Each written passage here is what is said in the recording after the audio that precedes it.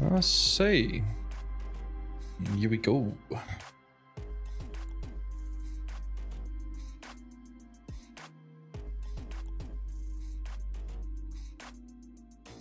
Okay. YouTube seems live. Just waiting for the chat bot.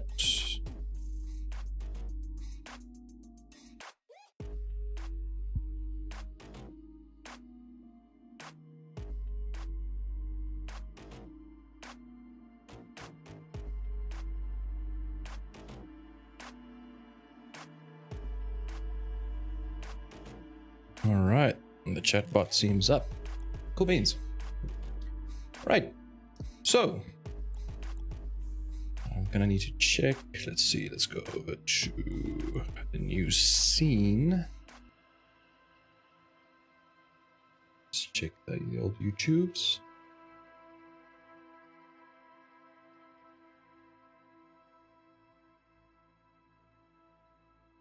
Hello, hello, testing, testing.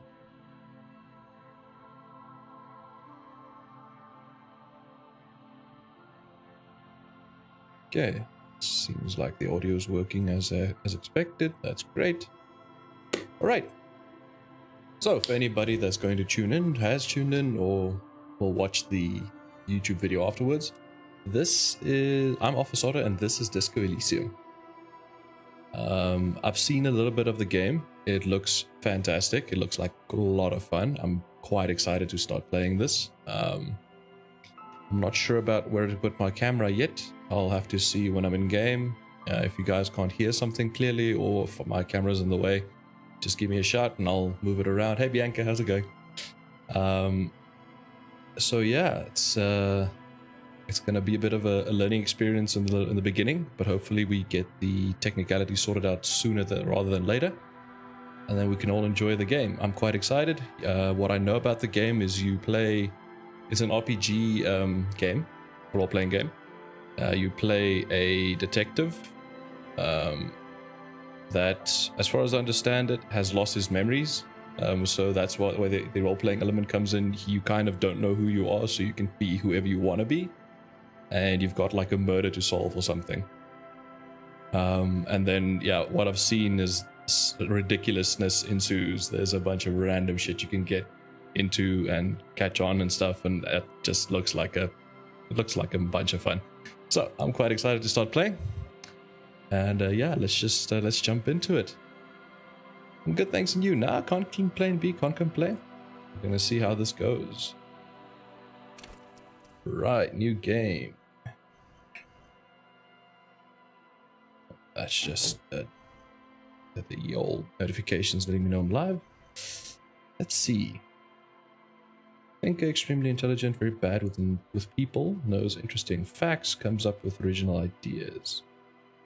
Sensitive, very psychological, a magnetic personality, but unstable, might begin to lose his mind. Okay. Extremely physical, interacts with the world through his body, gets things done, but dumb as a rock.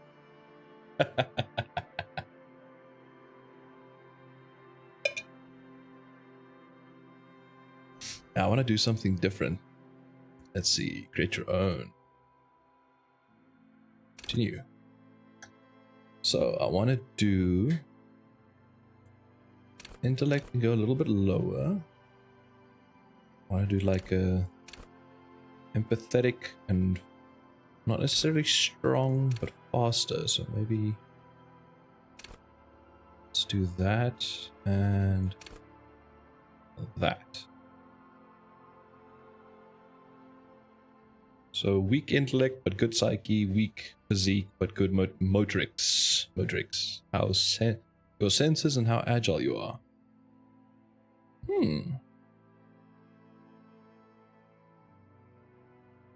Or should I? Yeah, that sounds interesting. Sounds like my kind of game. I'm telling you, sounds interesting. All right. So next. Okay. Ooh. Let me hide the camera just for now so you guys can see this. Select your signature skill. The skill you select will gain a +1 bonus. Additionally, the learning cap for every skill the same type will be raised by +1. Ah. So we've got hand-eye coordination. Let's see, motoric space. Does it give you... Oh, you can click on info there. Cool for trick shooters, snipers, and jugglers. Ah, this is gonna be cool. Perception, fine detail detectives, sensualist, urban scavengers. Okay. View. So that's just like the picture. You can hear, smell everything. Let no detail go unnoticed. Ready, aim. Oh, okay, okay. So let's go off of these. Reaction speed, the quickest to react. An untouchable man. Savoir-faire. Sneak under their noses. Stun with immense panache. That's great. Interfacing. Master machines. Pick locks and pockets. Ooh, that sounds good. Composure. Straighten your back. Keep your poker face. Off-light. Let your body take control. Threaten people. Well, I'm guessing I'm not going to put my signature in one of these because those are my lowest skills at the moment. So, at least for now. But let's just check what they are. Raise the hair raise the hair on your neck. Tune into the city. Electrochemistry. Go to party planet. Love and be loved by drugs. So there's a skill just for drugs. Physical instrument. Flex powerful muscles. Enjoy healthy organs. I'm hoping they mean enjoy as in a good life, not eat healthy organs, because who knows, maybe it is a cannibal skills. We'll see. Pain threshold, shrug off the pain, they'll have to hurt you more. Endurance, take the blows, don't let the world kill you. Volition, hold yourself together, keep your morale up. Inland Empire, hunches and gut feelings, dreams in waking life. Oh, okay. Let's see, empathy. Understand others, work your mirror your mirror. Oh, it actually says mirror. I thought I was going to say minor. Work your mirror neurons. Mirror. Oh, I'm guessing it's like mimicking other people. Is what they mean. Or well, empathy, feeling like other people. Authority. Intimidate the public. Assert yourself. Esprit de corps. Connect to Station 41. Understand cop culture. I'm guessing Station 44 is the station we work for. Charm men and women. Play the puppet master. Ooh, I like this idea. At the moment, I'm torn between that and, what was it, interfacing. I like the whole picking pockets and locks thing. That sounds cool. Or persuading people. Suggestion. Just check the intellect ones quickly. Logic, wield raw intellectual power, deduce the world. Encyclopedia, call upon your knowledge, produce fascinating trivia. Rhetoric, practice the art of persuasion. Oh wait, is that persuasion then? What's... So there's a difference between persuasion and charm, apparently. Enjoy rigorous intellectual discourse. Drama, play the actor, lie and detect lies. Conceptualization, understand creativity, see art in the world. Visual calculus, reconstruct crime scenes, make laws of physics work for the law. Interesting. I think suggestion. Yeah. So let's put my camera back. Bloop. And I think I'm gonna go with suggestion. Set signature. So wait, let's just see info. For diplomats, charmers, and sociopaths. That's gonna be great. See, suggestion urges the soft power approach. If people think they want what you want, you've already won. Skill enables you to implant ideas into the minds of others. That can be useful. You can make the citizens like you more. You can make gangsters turn on each other too. Many crime rings have been broken by just a little doubt, after all.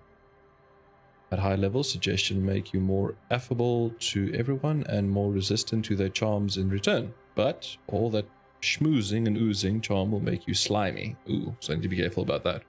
And you'll know it, even if no one else does. Low levels of suggestion though, and you'll have difficulty getting any kind of rapport with people, with others, and you'll be alone, both during the day and at night. Alright, let's confirm. So let's see.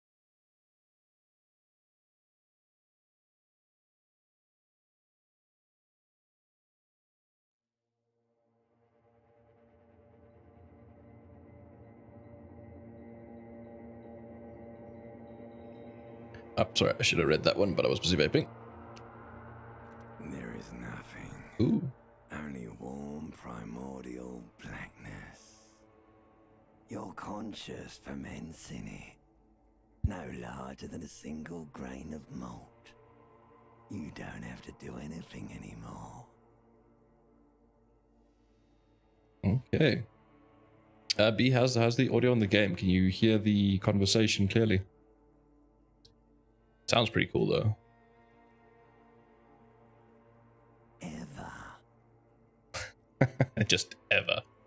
Never, ever. It's only nothing, only warm primordial blackness. Conscious ferments and you know, no larger than a single grain of salt. You don't have to do anything anymore. So simply keep non-existing or never ever. Let's keep on non-existing. Time passes. It is utterly void of struggle. No ex-wives are contained within it. Oh, so I've got an ex-wife. I think. This is great. Give me some more. What was this about an ex something? I think I'm enjoying the black expanse. Let's do this is great. Yes, it is. Give me some more. You got it, sweet brother. Nothing upon nothing upon nothing. How would you cough up some more of that sweet oblivion? I'd like nothing. Ooh, let's do the sweet oblivion. Coming right up, sir. Smooth passage. Alonce, let's go. Want to get off now? I like pain and burning light and waiting for things from people who don't want to give them to me. Want to get off now? Well, we've been going with it so far, so let's keep on going. Let's go. All right. Nothing down to fuck all, borough.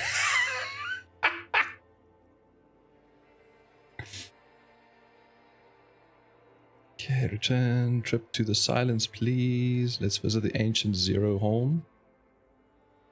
Look, there's I am tired of being this type of animal who gives a shit. Not you. Your days of giving a shit and being that type of animal are over.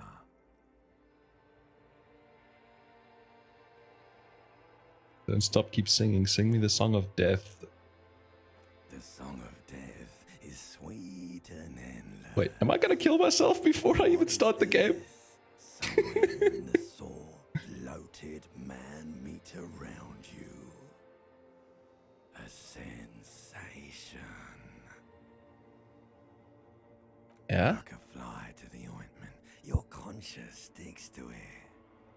The limbed and headed machine of pain and undignified suffering is firing up again. It wants to walk the desert, hurting, longing, dancing to disco music.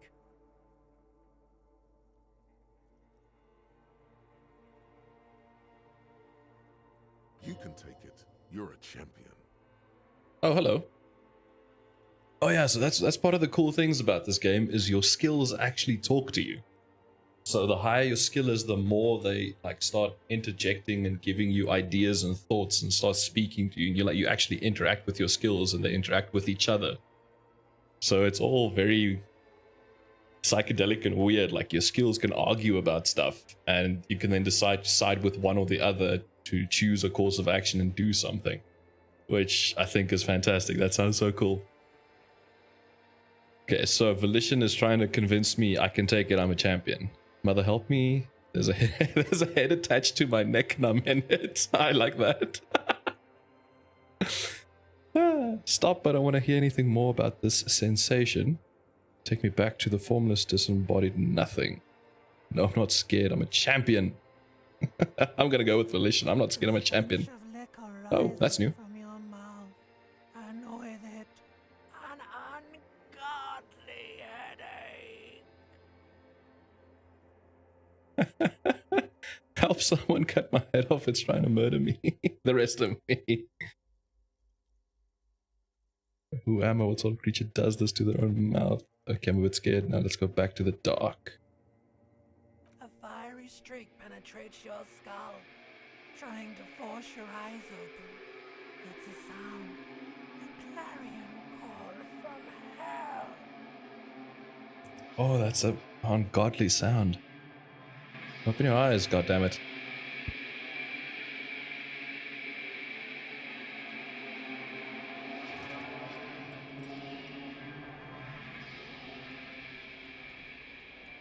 Here we are in all our beauty. Wait, I think I should make my camera a little bit smaller. Maybe like that. I don't want it interfering too much with the amazing painted visuals of the game. Wait, is he actually looking where I'm pointing? Oh, that's so cool. He follows my mouse cursor. Look at him. He's actually like looking where I'm pointing. Sort of. Depending. Oh, that's so cool. Okay, so pants. Yeah, grab the pants. You hear a jingle. Keys are clinking in the pocket of your flare-cut pants. It says, whirling in rags, on the aluminium keyring.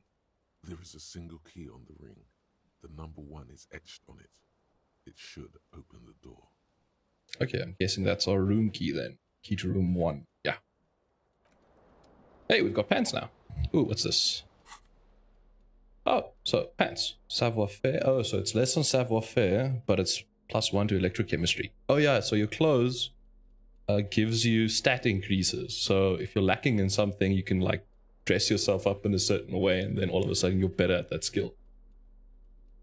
So that's pretty cool. So savoir-faire and electrochemistry on this. We've got nothing else in our inventory. Added the game to my wish list. We'll buy it when it's on special sometime. Yeah, you should. Well, I'm saying now, I haven't played it really. I just started, but so far I'm digging it. It's interesting. I actually bought mine on special, so. But I've seen like a video or two, and I just thought, and I saw it on special, and I was like, nope, this has to be bought and tried out. Looks cool. So let's try this first. This magnum-sized bottle of Commodore Red is empty. I'm guessing Commodore Red is the brand of wine? Yeah, it looks like a wine bottle. So wine. What?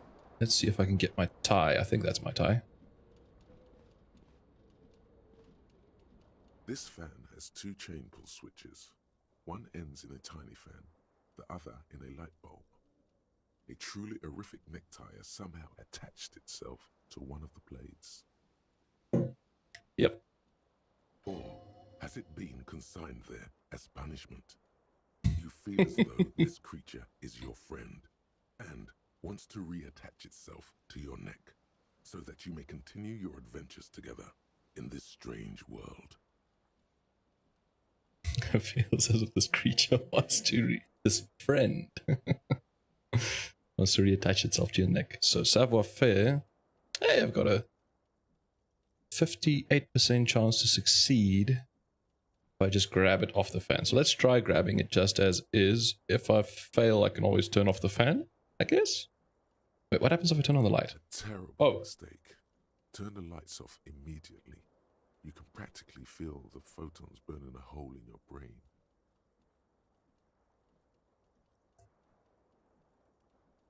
Bring it on? Your eyes burn with photosensitivity. It's not good.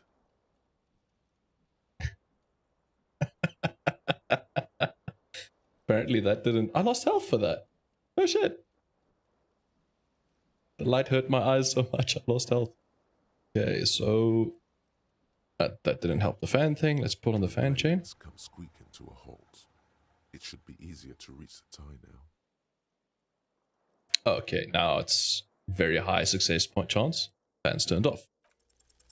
You swoop up and catch the tie. Snap. It's released from the blade. Warning, warning. The necktie is no longer contained. What you have in your hand is a fantastically colorful tie with 4 or 5 different patterns. The knot reminds you of a noose. Okay. So we've done... I think we've all done all we can with the fan. So leave. So I got a fan. I got a fan. I got a necktie now. Inland Empire.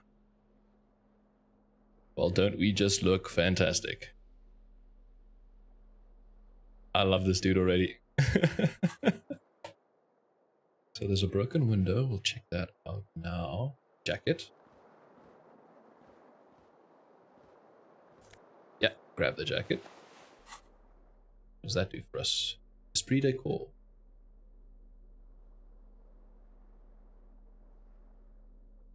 Okay. Oh, so if you hover it, it actually tells you where it comes from.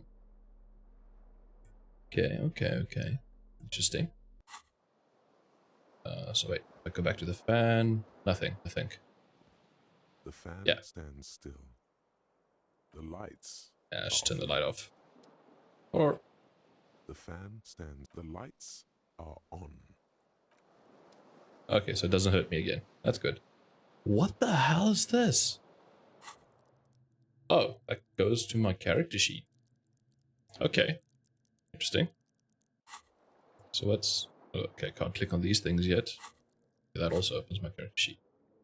Okay, good to know. What's in the bathroom?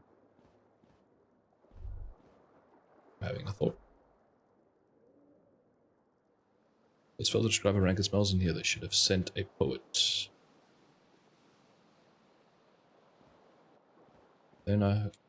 Ah, okay, so if I press tab, it highlights things I can interact with. So what's this? Seems locked. Bathtub. See bottles in the bathtub. Wine, beer, and sweet liqueurs. Let's look at the mirror. A mirror hangs above a bent and broken sink. In a fierce discharge of masculine energy, someone has ripped half the faucet off. Yep, I'm guessing that was me when I was Hot drunk. water sprays from the base, and steam covers the mirror. You cannot see yourself, just the outline of a man. Suddenly, you realize you have no memory of the face that awaits you there, underneath the soft vapor. Okay.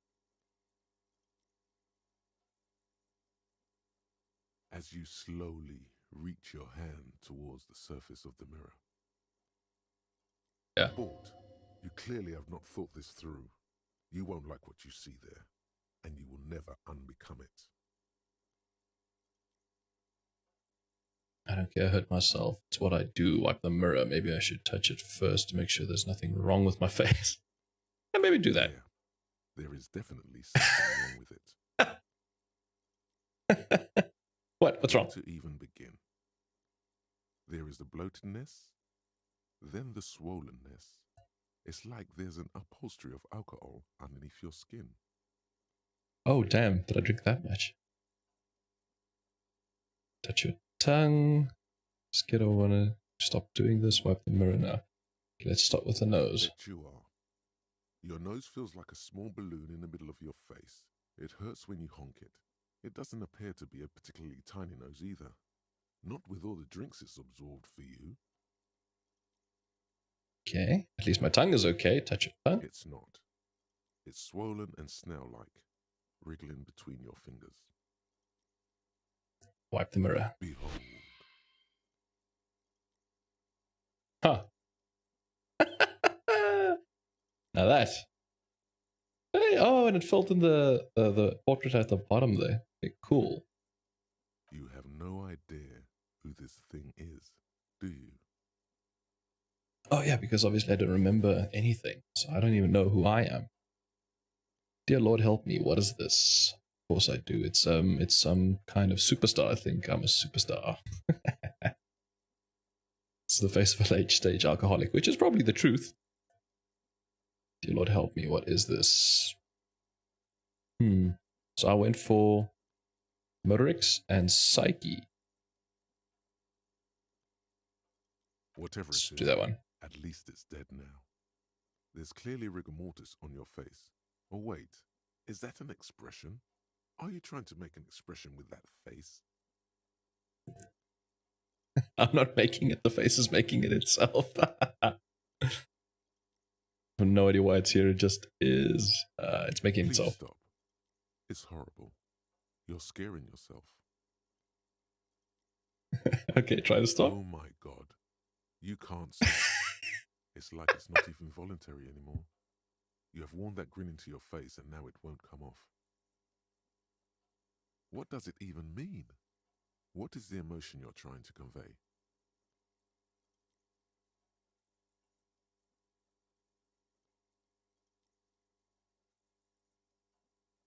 Superstardom? God, I don't know. It's indescribable.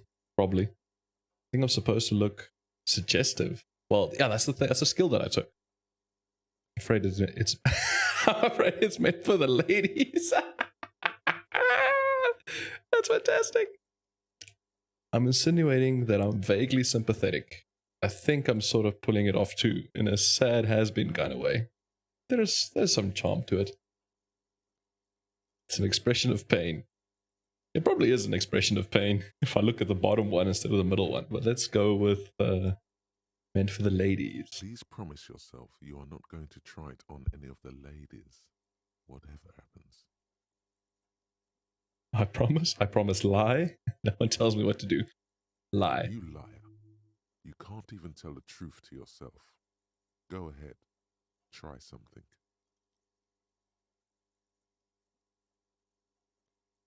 Oh, this is so cool. Okay, so encyclopedia, very, very low. Electrochemistry, also. So, oh no, that's not even very low. That's just low. This is very low. Oh no. Possible 18, 13. So, as far as I understand it, mechanically, how it works is the game rolls 2 dice. If it's a double 1, you always fail. If it's a double 6, you always win, no matter what the odds are. And otherwise, you need to clear whatever whatever it says in brackets. So the 13 for encyclopedia means I need to match that or beat it. So I need to roll I need to roll 13 to, and I've got a +2, or I've got a 2 encyclopedia, so I can roll an 11. Ouch. So it's basically an 11 or a 12. I've got a 2 out of, what are the odds for this? Well, 8% says it, but yeah, that's crazy. This is impossible. I can't get this. There's no way, unless I get a critical success, which always wins. But yeah, attempt to stop the expression from happening, or dig deep into your mind, look at the source of. Let's locate the source. Like the rest of Nope. you, it comes from a bad place somewhere in the past. That's all you know for now. Okay, so it actually tells you how much you got. I got an 8. So I rolled a 1 and a 5. Okay. Cool. Like the rest of it comes off from a bad place from the past. That's all you know for now. Okay, so smiling because of something in my past. Oh, that's encyclopedia. Ooh. Electro? It's too late. Like an image on film. The expression belongs to your primary motor cortex. It would take a minor neurological miracle for you to cease producing it. Okay, let the mirror be for now. Okay, so we did that. Grab a shirt. The shirt gives us conceptualization and -2 suggestion. That's not good.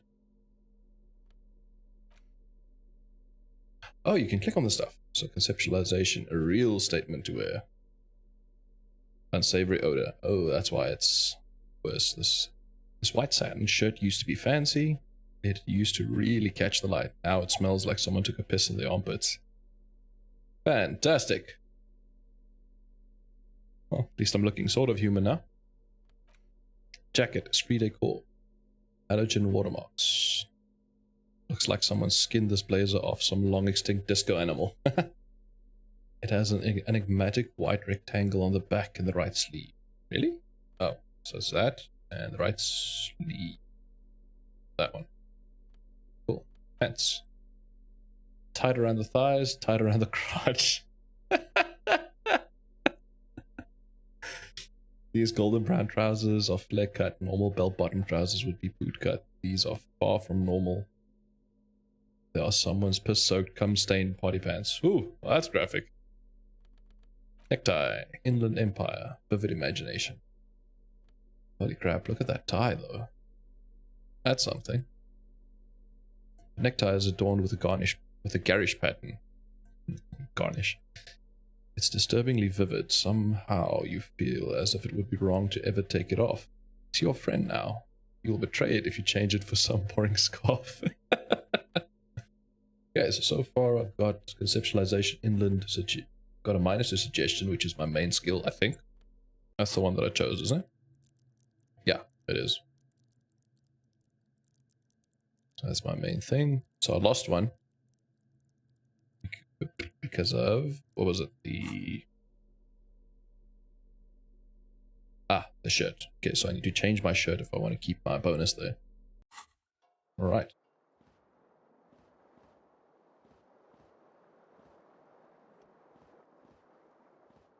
Alright, let's check out this broken window. The window stands broken in its frame. Cold wind blows in. Visual calculus. The lights are on. Oh, so the lights actually help for this. Assess the damage. Let's just look out for now. The morning light hurts your eyes.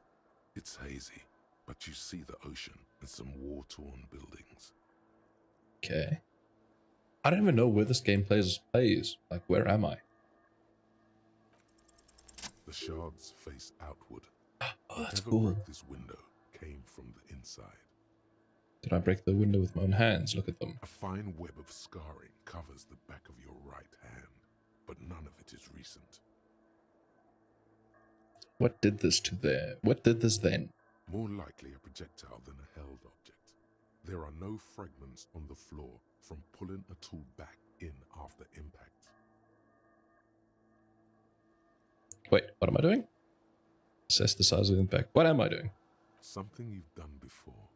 Oh, well, obviously because I'm a well, okay, I know I'm a detective because I've read the synopsis, but he's figuring out he's a detective now, so assess the size of the impact. It is too large for a bullet, yet too small for a piece of furniture. You're looking for something heavy and larger than your fist. Like the green shoe that's on the hat rack in the corner, which, coincidentally, is missing its friend. Congratulations. You smashed the window with your own shoe. Now you only have one. If you're lucky, you can still find the other on the balcony outside. The door to it should be outside your room. Okay. Maybe it wasn't me? Should go and get that shoe. I don't need it. I don't need anyone. I don't need my shoe. You mean someone else took your shoe off and smashed the window with it? Okay, I should probably go get the shoe. A cool wind gushes in. Ooh, new Your task. toes curl up from the cold. And? Find your other shoe. Seems like your green snakeskin shoe is missing its partner. You should find it before you go venturing into the wild unknown. 2 shoes are better than 1. Unite them again. Okay, so I actually have it like a quest now. Map information incomplete. Acquire a copy of the city map. Okay, so I don't have a map yet. Oh, these are the checks that I've failed in the mirror. These are found white checks. Those on white are available to try now. Okay, so they're not. You can't try them now. Okay, open this quickly. Okay, cool. What's this? Looks like someone tore out the tape while the song was playing. This reel-to-reel tape player is still on, rolling empty. Well, yeah, it's empty. Everything's what's... Ooh, I can pick up something. Is there a tape? Items. There used to be a tape in this cassette, but it was destroyed in a fit of rage. Something about the Etenier's single smallest church in Saint Sayans? Guessing Saint Sayans. Must have rubbed someone the wrong way. The label says the song was recorded in 43. Okay. And it's worth 50... whatever that is. Clovers? Guess we'll find out what the currency is. So yeah, so push tab again. Let's see.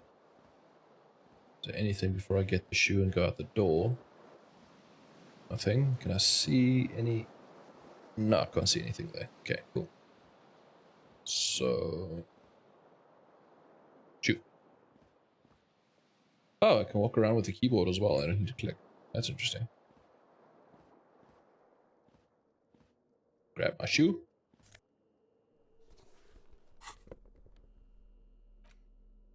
This green crocodile leather shoe has a high heel and chrome embellishments. It fits your left foot perfectly. Now all that remains is to find the other shoe. Okay, so this doesn't give me anything. I'm guessing maybe if I complete the set, then I'll get something? Maybe? Let's find out. Let's go out the door.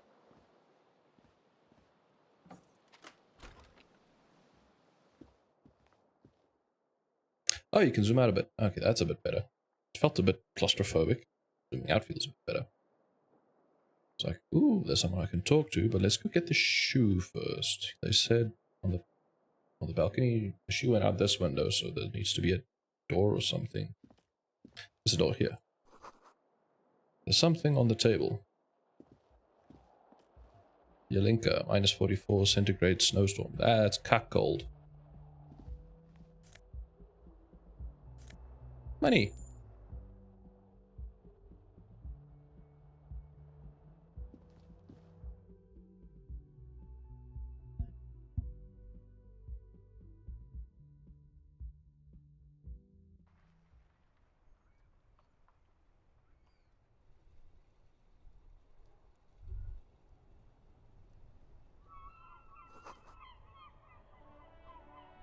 Smell of the sea makes you dizzy.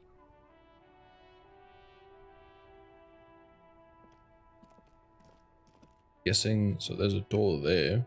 Can I... Nope, can't get there from here. Which I guess makes sense. Okay, so, shoe. Grab the shoe. Gust of briny wind washes over you. There they both are. Two identical shoes. Both copiously green and indiscriminately snakeskin. Reunited on your feet. How do they fit? Good. They're balanced. Comfy. Feels like the only good thing about you right now. Truth. I think I got morale.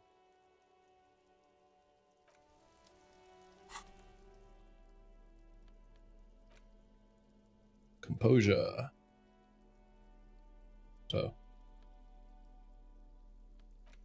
Oh, oops.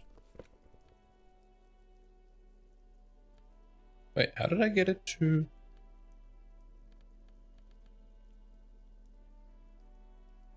Got it to show me stuff when I hovered, but it's not doing that anymore. Right-clicking removes it. Tab, spacebar, shift. Oh. Nope, that's not doing anything. Yeah, let's see. Awesome watchtower heals. Heals ridiculously high, so it's not helping savoir-faire. Oh. A lot of things are not helping my savoir-faire at the moment. They may have lost some of their luster over the years, but these green crocodile leather shoes fit you perfectly. Ooh.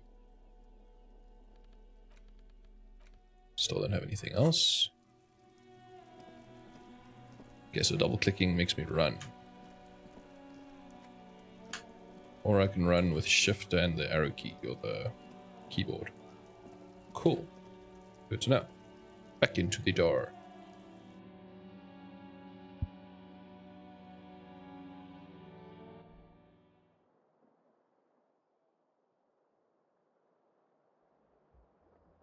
Alright. Let's see. Let's do this first. Then we can talk to whoever she may be. Canada says it's March, the year's 51. Hello, officer. Oh, hello. The young woman raises a cigarette to her lips. Her eyes are brown and her face is speckled with birthmarks. She can't be more than 28. Thanks, perception. At least I'm not blind. Although I can't.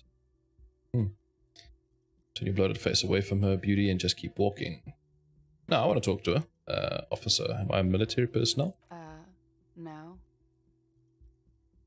Oh, she seems perplexed by a question. There There's only one solution to this. An authority, that's new. Businessman. You're a businessman. Why would she call me officer if I was a businessman? Wait, I know, I'm a businessman. A chief executive officer. Ah. Tell me, why did you call me officer? Let's just ask. Because you're a police officer, sir. She pulls on her cigarette. Are you sure? You're shitting me. God damn right I'm a policeman, and don't you forget it. You're shitting me. Unless you've been shitting us all this time. She takes another drag. All this time? You've been here for 3 days. On official police business, no less. And what business is that? Couldn't say. In truth, so far, mostly drinking. Ah.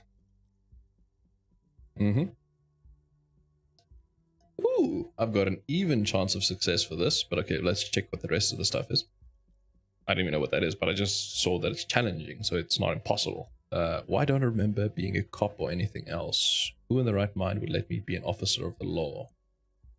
Try the expression on her, let her know you want her physically. Oh, this is gonna go so bad. Do we start with, okay, maybe I don't want this to end the conversation though if I fail. I don't know if it does. This is a red check. It cannot be retried. Oh shit. Okay, so if I fail this, I fail this. Let's see. I don't remember being a cop or anything else. Let's be honest. Could it be because of the drinking? She raises an eyebrow. The cigarette sizzles. She hasn't had time to put her makeup on. This is her morning cigarette. She looks tired, her beauty waning faster than it ought to at her age. So she's young, but she looks tired. Okay, so who in the right mind would let me be an officer of the law? Don't be so harsh on yourself. They let almost anyone be a police officer. Ew. Really? I wonder if she'll say her name, because I don't know how to say that. Clausia? Clausia. Let's call her Clausia for now. Miss Ranier Disco Dancer. A glib remark. Don't let it stand. Assert yourself.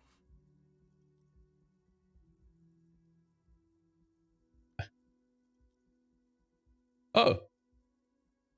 So, so authority, like, so some checks just run automatically.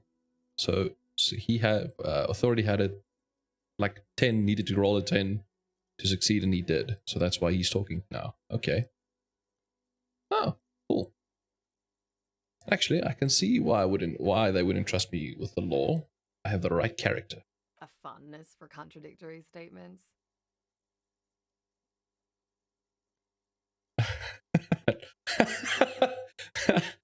No, I throw my shoe out of the window. I deduced this from the direction of the shards. This is your morning cigarette. I deduced this from your lack of makeup. Also, you party a lot. Yes, what you just said. Can't come up with anything. Let's go with the party one. Let's look impressive or something. Not as much as you. Ooh. I'm sorry, sir. I didn't mean to be glib. I'm sure you're very good at your job. So I got a +1 for asserted rhetoric. I think I was like in the 40% before. Yeah, it was. I think it was in the like 40 something. Now it's 58. So let's try it. The word left your mouth. No, I failed. I want to have fuck with thee.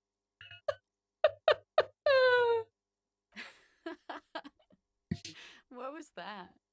That's not even how words are used. What did you say? Come on, say it again.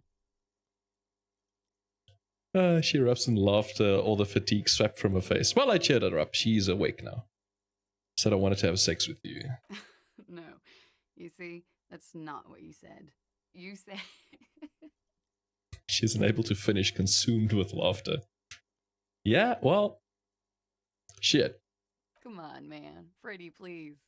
One more time.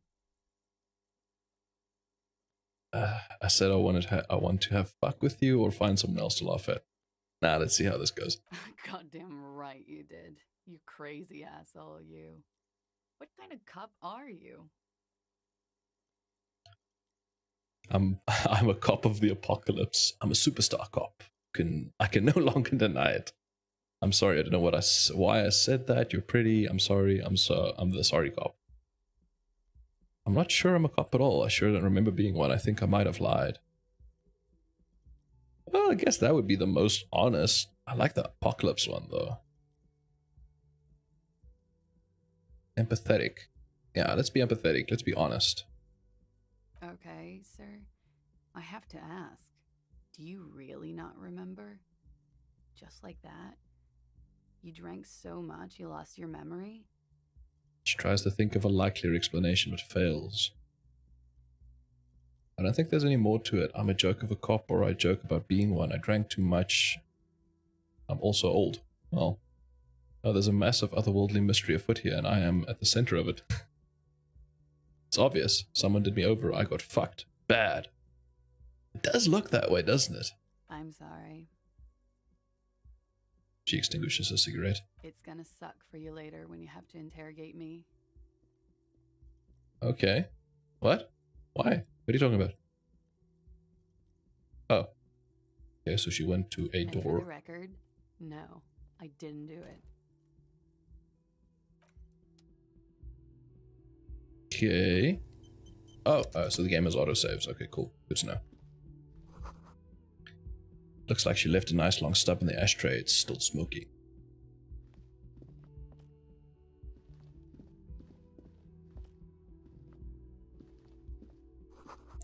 This is the weekend edition of the satirical newspaper Trompe Le Monde. Le Monde? Le Monde. I don't know how to pronounce that. I can't read French, so if I'm pronouncing anything wrong, please excuse me. I'm just guessing. Sounding very pompous while I'm busy with it. I'm guessing as well. Did I miss anything? Seems good. Okay. Go down the stairs. Where did I put my vape? Oh, there it is.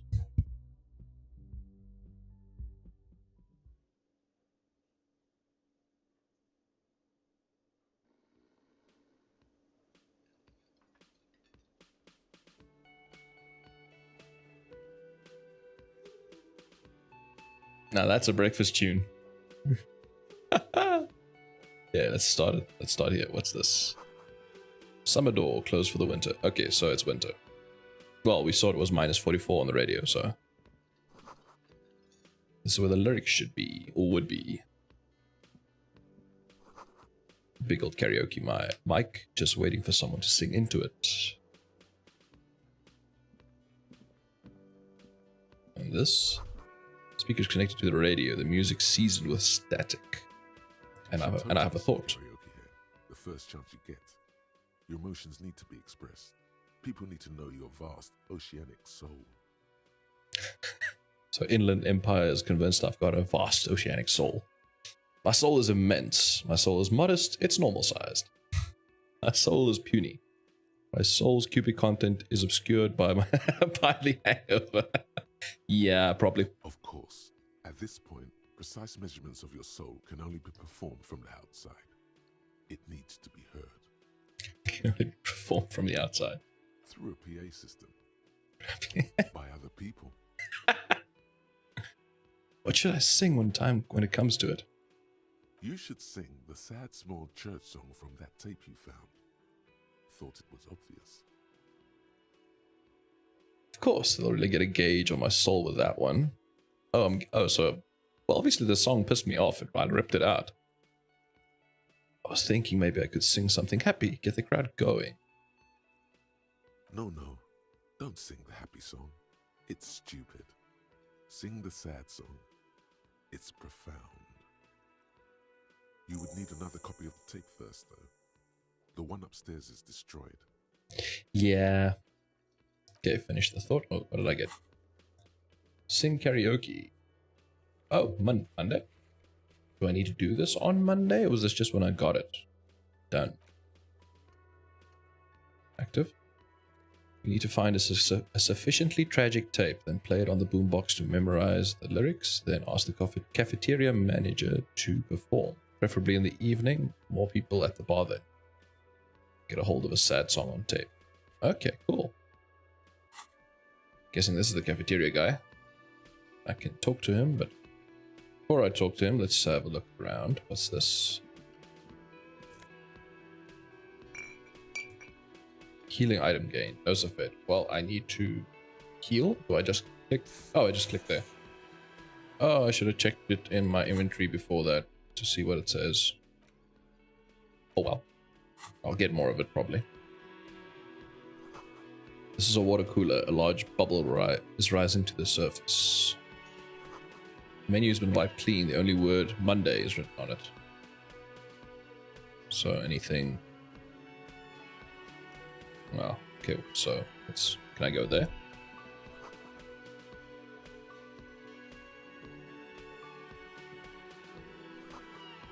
The door is bolted. A sign reads kitchen reserved for personnel until 1300. Inside you catch the glimpse of a union paraphernalia, a strike poster, and I didn't read the rest. I need to read faster. Okay, let's talk to this dude. A man in his late 20s stands behind the counter, inspecting a stuffed seabird. As you approach, he gives you a sideways glance, then looks down again. I muted the wrong thing. The cafeteria man. Carter. Carter? That was disdain in his eyes. Even now he's purposely ignoring you. Okay, thanks, empathy.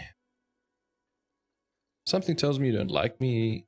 Look at the stuffed bird. Are you the bartender? Just look at the bird. A competent work of taxidermy. The white and brown seabird lies among piles of coasters and drying mugs. One of its wings broken. The man is trying to mend it. Looks like the bird was ripped off the shield that was used to mount it, most likely on a wall. Someone doesn't like birds. A small engraved steel tag says, "The Great Skua, Stair Koarius Skua." Stair Koaris. Koarers. Let's just stick with Skua. The Great Skua. Something about it makes you feel bitter.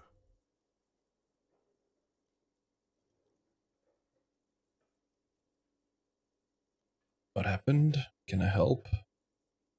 That's the Great Skua, right? Makes me feel bitter. What happened to it? Look, your buddy is over there. Where? He looks at the doors of the man in a bomber jacket is tapping his foot on the floor. Why don't you go and talk to him, okay? I'm a cop. I talk to whomever I please. What do you mean, my buddy? He pretends not to hear you, concentrating on the bird instead. Okay, something tells me you don't like me. Oh no, you're a hero. A real hero cop. Could the massive property damage upstairs have anything to do with this? Right. Yeah, my room is pretty fucked up, isn't it? So not only am I a cop, but I'm also a hero. You're being sarcastic. Let's not play dumb. You're being sarcastic. Am I? Or did you ride in, take the body down, solve the murder, and not What? trash my hostel room? Oh my god, I did all those things? I'm guessing I didn't do any of those things? I do not appreciate your tone. This is no way to talk to an officer. Did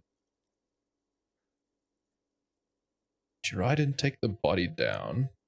I don't know about a body. Solve the murder. Well, I know I'm supposed to do that from reading about the game, but apparently I don't know that yet. And not trash my hostel room. Well, considering there's a game, I'm guessing I didn't do any of those. You're right, you didn't, and it's only taken you 3 days not to. But I've been doing all that time. Have you seen me around? No, I haven't seen you around. I'm not always here. Looks down again and keeps plucking at the bird. Are you the bartender? No, I'm not the bartender. I'm the cafeteria manager. He's very animated all of a sudden. This seems like a touchy subject. Should I poke him? You look like a bartender. That period of my life is over. Not everyone who stands behind a counter is a bartender, okay? I'm the cafeteria manager. What's the I have difference? 3 cafeterias to manage. 3. Sylvie tends the bar here, not me. I'm only standing in. Oh, so where'd Sylvie go? She just, you know. He shrugs. There's something there, and it's not good. That's all you know for now. It seems like that's all I'm going to get out of him for now, so let's leave.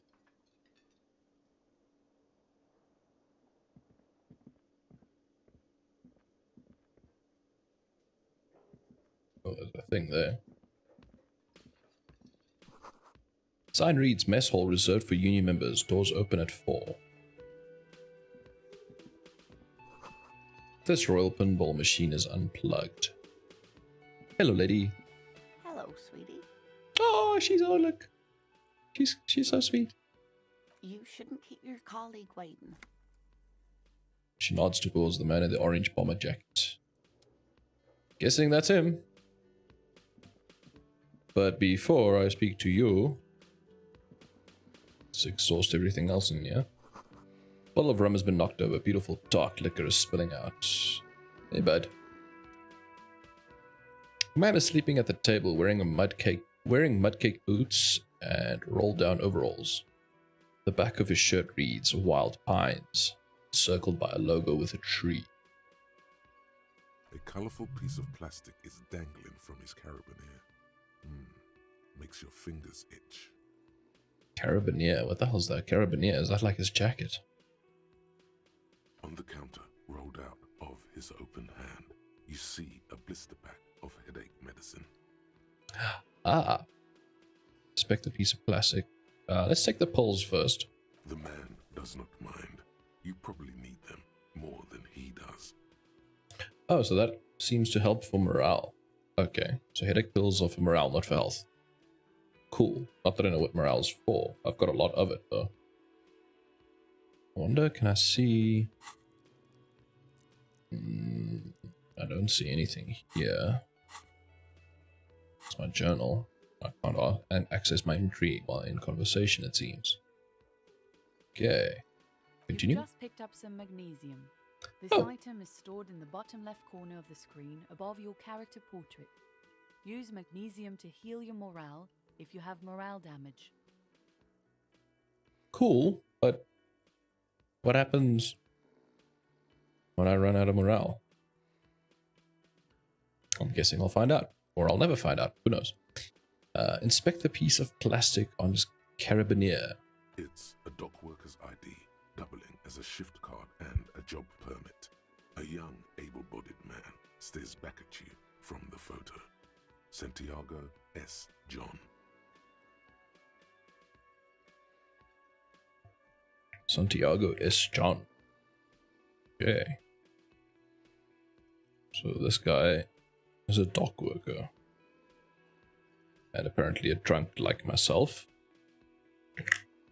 Wonder if he's not going to miss those headache tablets, but it's too late for that. White check, so I can retry this. Wake him up. This is a red check. Okay, so I can only do this once. Let's try. Your fingers find their way into the shadow. Cool. Flick it open its spring-loaded gate. The metal loop holds the plastic ID and a leather-bound pocketbook. And the man? The man emits a loud snore. Is he about to wake up? Doesn't look like it, but you never know. Better be quick. Are you positive that what you're doing here is proper police conduct? You can still leave and do nothing. But it was a red check to get it. I don't want to put it back. Steal the document. Swipe through the pocketbook and take what's inside. Close the carabiner. Oh, wait. So, wait. Is a carabiner like a file or something? Where did they describe this the first time? Dangling from his carabiner. I don't know. Still don't know what that means. Let's take whatever's inside. You find a black paper note with a woman's Oh, I stole his money. Seems like this woman lived centuries ago. The note says 5 real. It feels nice and greasy. Money gain 5. Okay, so the money is called real. Okay, cool. Feels nice and greasy. Ew. You don't really know what this is for, but you get the feeling notes like these are super important. You should keep it. The woman's profile. It seems like this woman lived centuries. Yeah, take the document. You slip the plastic ID card out of the loop and pocket it. The man continues to snore. The sleeping dock worker has little to say about your actions. He remains silent. You're not 100% clear what you did here was right, but to hell with it. Sorry, Volition. Wait, what does Volition do? Hold yourself together. Keep your morale up. Oh. Cool for sane people. Whoops.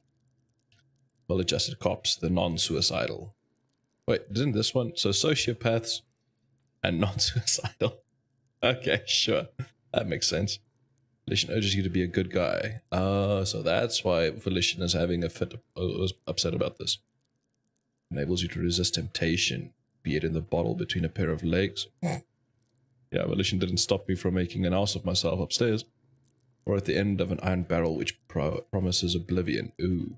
Volition gives you the will to finish the investigation, improving your morale. One of the two health pools in the game. So I'm guessing if either one of them depletes completely, I die.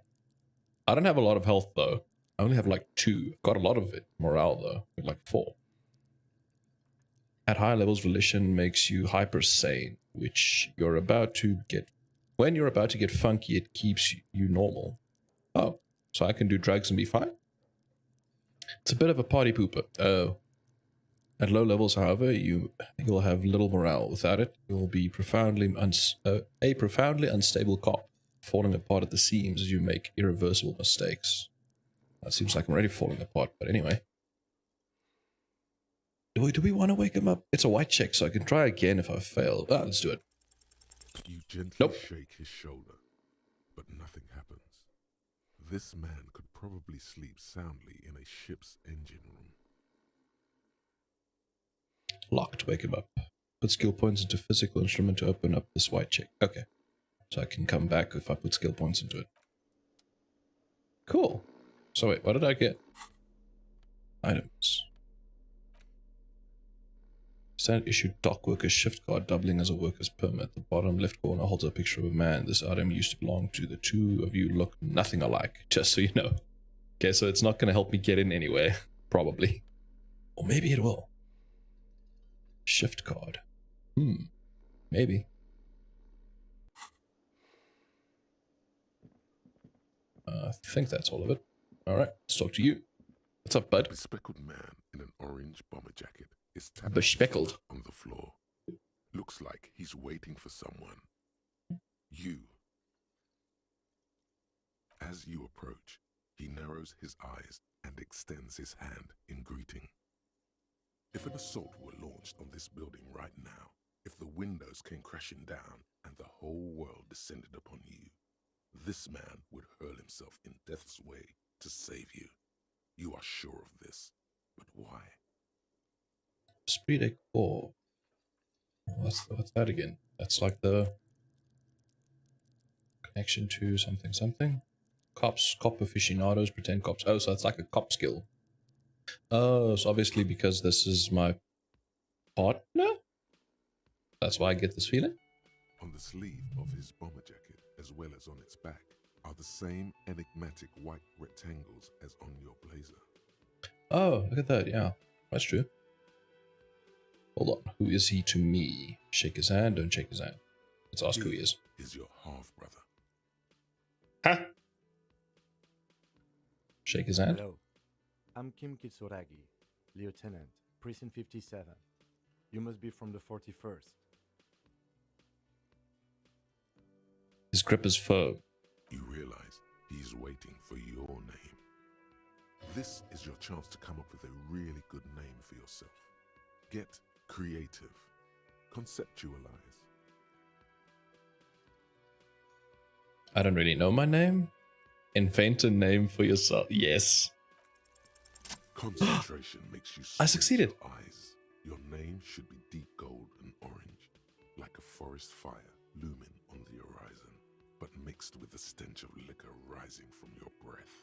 You're 2 steps closer to it, but there are still many to go. It is not yet time. I don't really know my name. Say nothing. Wait, I succeeded. Why don't I have a name?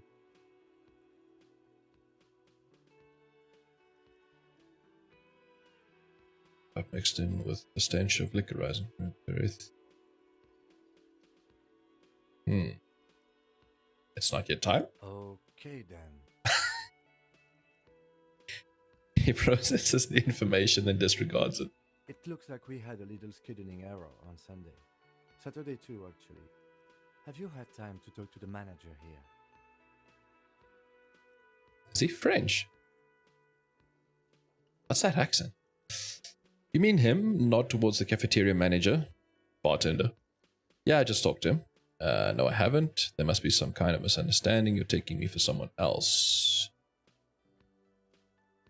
Well, clearly he thinks he knows me, so let's go with it. Yeah, I just talked to him. If you don't mind, we should talk to him again.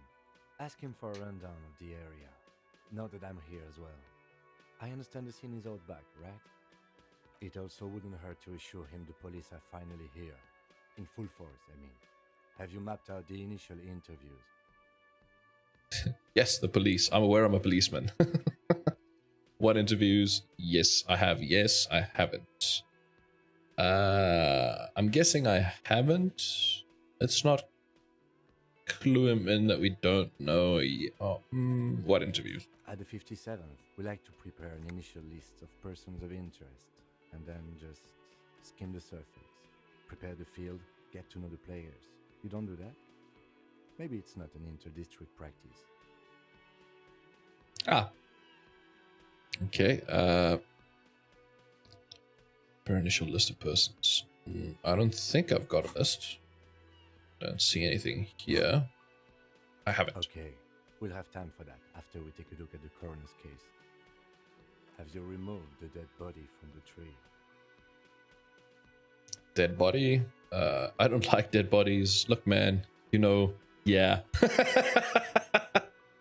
No, and completely. Does that mean the body is no longer in the tree? Probably not. Dead body? Kim, you're not helping. I don't like dead bodies. Sure, but did you take it down from the tree?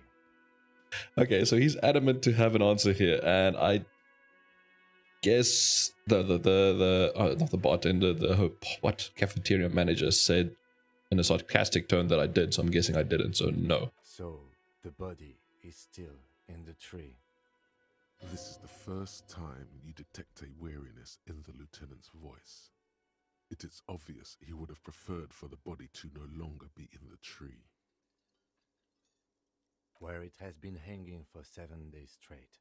We should go there as soon as we are done talking to the owner. Right.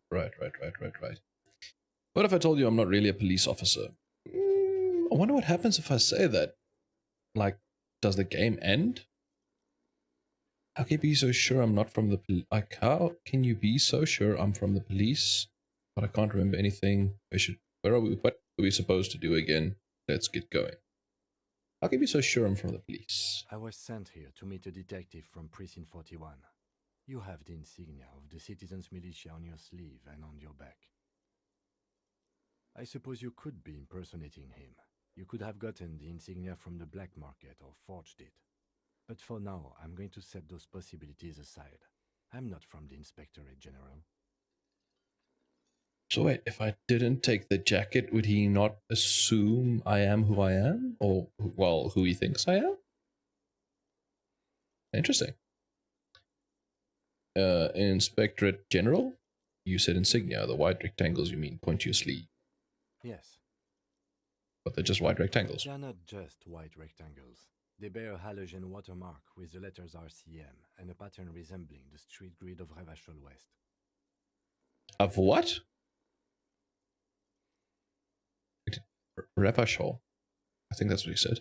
I would ask you to step into the headlights of my motor carriage, but again, it's none of my concern. I just need you to do your job. But shouldn't I have a badge or something? Check your pockets. You mean you don't have a badge?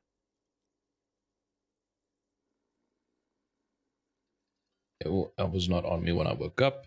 I have my badge. I'm a policeman. I have my badge. Yeah, no, I don't have a badge. Using your identification card is a serious matter. My vehicle has a shortwave. You can use it to report your badge missing. I would advise you to locate it as quickly as possible. But getting the body down should still take precedence.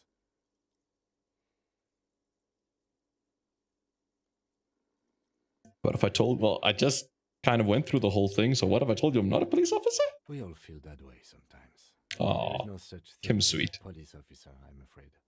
What remains is that there is a dead body in the tree. Someone has to figure out who put it there. If we don't, no one else will. Okay. A bespectacled man in an orange bomber jacket has folded up his newspaper and is now tapping his foot on the floor. Looks like he's been waiting for quite some time. I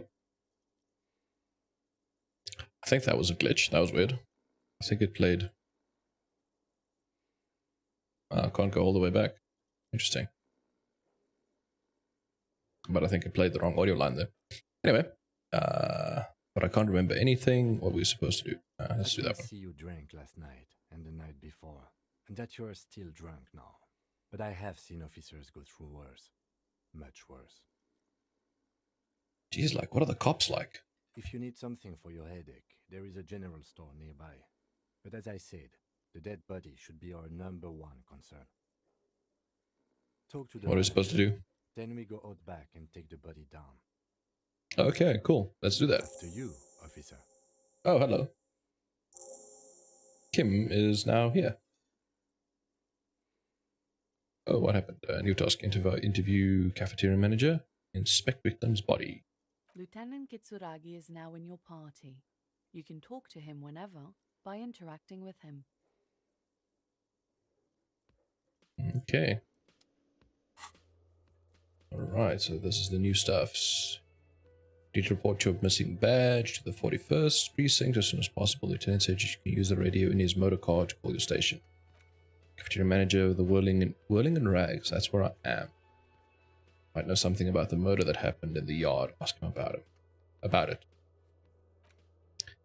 Inspect the body hanging in the backyard of the Whirling and Rags. This is a preliminary inspection. You just need to suppress the urge to throw up and approach it. Cool. So what happens if I click on... Yes? Oh, shit. If I double click, I start talking to him, it seems. Can I... Okay, that doesn't... Tell me about our case? What do you want to know?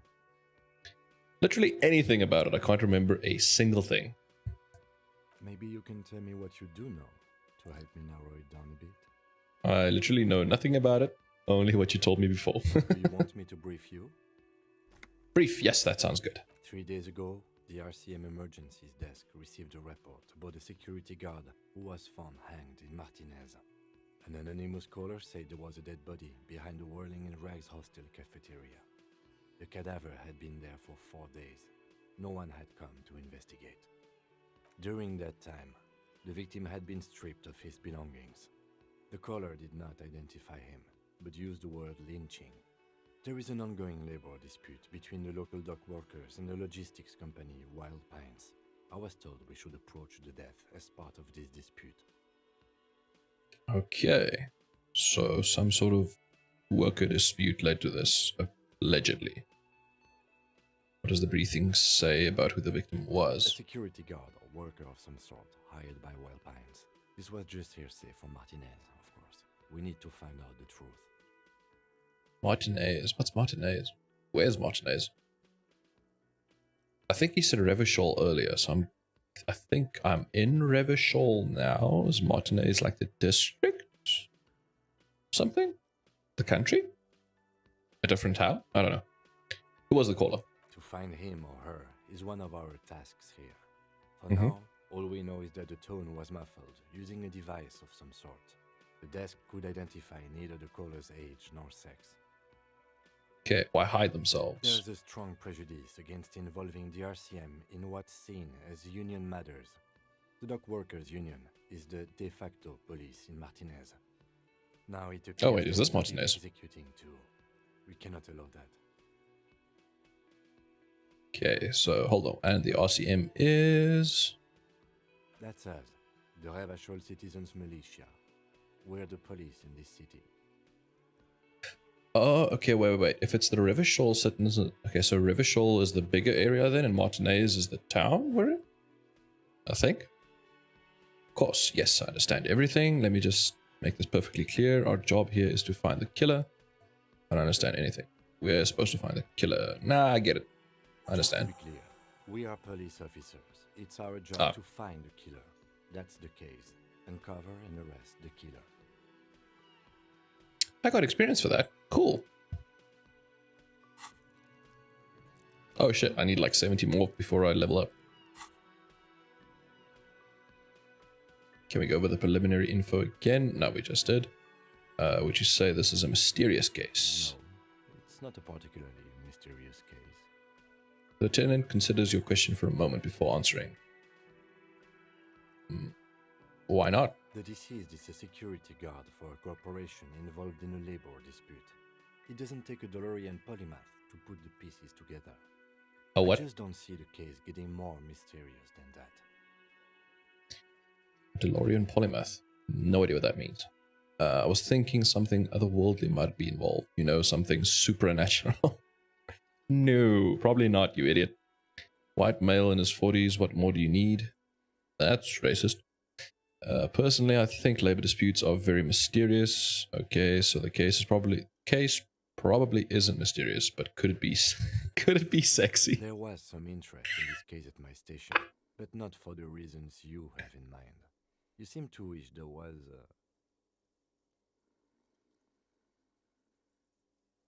Could it be sexy? That's great. Maybe there's a young woman involved. Are you sure there's not some sex angle we should be considering? Oh, I guess it settles it then. Maybe a sex angle. Good point. Martinez is famed for its occult sex murder rites. We'll get on it immediately. He's fucking with me, isn't he? The weary tone is the surest indicator that the lieutenant is being sarcastic. Wow, really? That's mega sexy. It doesn't have to be a cult, it could just be a sex murder. It doesn't have to be a murder, it can just be sex. You're being sarcastic, aren't you? Let's probably go with the actual, Extremely.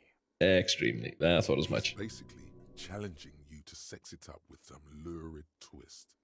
Don't get right into it. Sit on it a bit. Then hit him with it. Okay, so it's gonna come up later according to Electro. Okay, cool. Let's see. If we're from different precincts, why are we on the same case? I'm afraid you and I are pawns in a pissing competition. Because he considers the phrasing. His disdain is clear. This man would not use such an expression otherwise. What do you mean? You don't know? I assumed you were in on it. You know what? I'm in on it. Retrograde amnesia. You know what? I'm in on retrograde amnesia. I don't remember being in on anything. Tell me about it. I don't remember anything. That's good. Oh wow. Better still than an imbecile cop-off. Cop-off? It's just stupidity.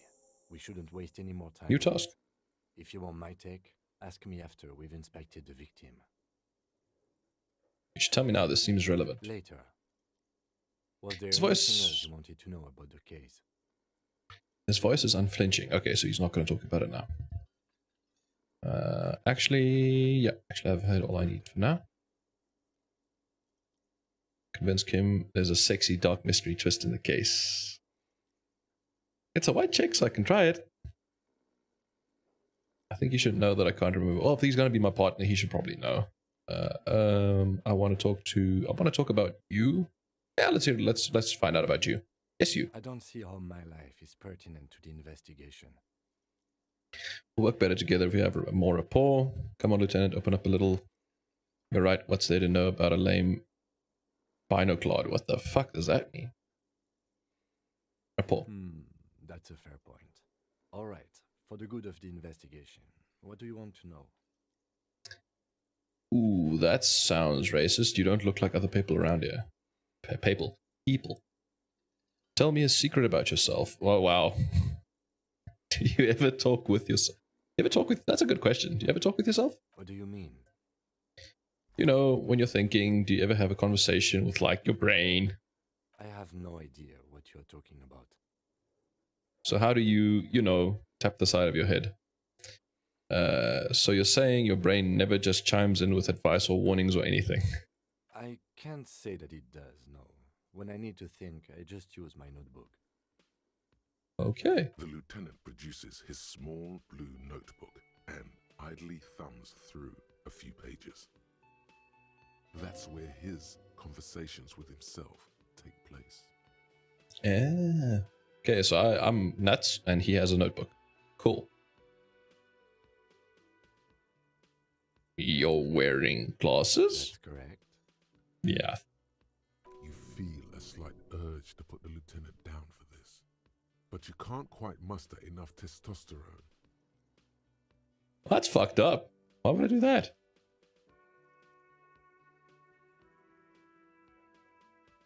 Just observing? No, I don't. Glasses are cool, I guess. Are they? They're mostly just cumbersome. They're mostly just cumbersome. Okay. Well, that didn't go anywhere. Let's do the... You don't look like others. Seolite, or quarter. My father's father was from Seoul. So was my Oh. grandmother, but from my mother's side. It's not an interesting topic. What is Seoul? It's a part of the world, officer. A geopolitical entity and a geographic division. I told you it wouldn't be interesting. Okay, I guess it's not interesting then, or you're only making it sound uninteresting. I still want to know more about Seoul. You're barking at the wrong tree. I don't speak a word of Seolite. I've never met either one of my grandparents, and I've never been to Seoul. I'm a regular Chevalier. He seems almost proud of these things. So he doesn't like where he's from, or where his grandparents are from. Tell me a secret. No. Oh. Well, ask again? Your brain sends the signal to your lips, but they refuse the order. Something is paralyzing them. You're pretty sure it has something to do with the lieutenant's eyebrow. Oh yeah, wait. The lieutenant narrows a single eyebrow. No. And then, yeah. The eyebrow is exercising psionic control over you. It's like you're locked down. Give up? Or what's happening? Yeah, what's happening? Something the matter, detective? This guy's got authority off the charts. With just the flick of his eyebrow, he's able to make you his thrall. So what can I do about it? Nothing. You better hope he doesn't abuse his authority. There's a lot of it. Silently scream for help or accept your thraldom. Help! If the lieutenant were an evil man, who knows what sort of havoc he could wreak. Oh, so Kim is quite scary. Fortunately, he is a committed officer of the RCM. He'll only use his powers for the good of the investigation. The lieutenant relaxes his eyebrow, and you seem to regain control of yourself.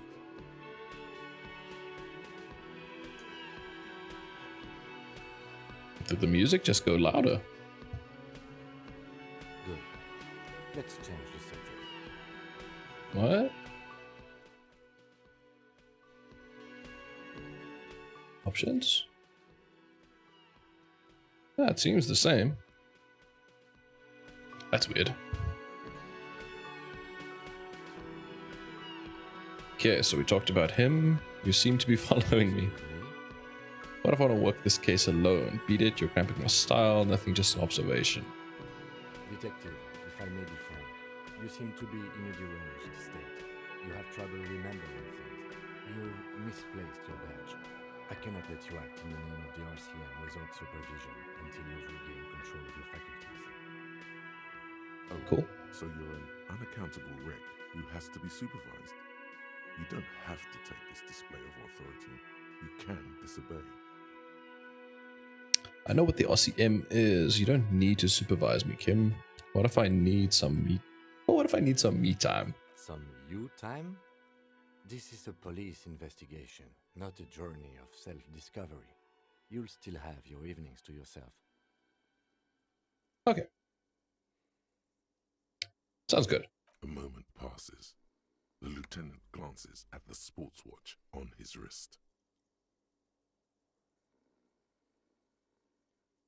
Okay, I don't want to hear about the case again.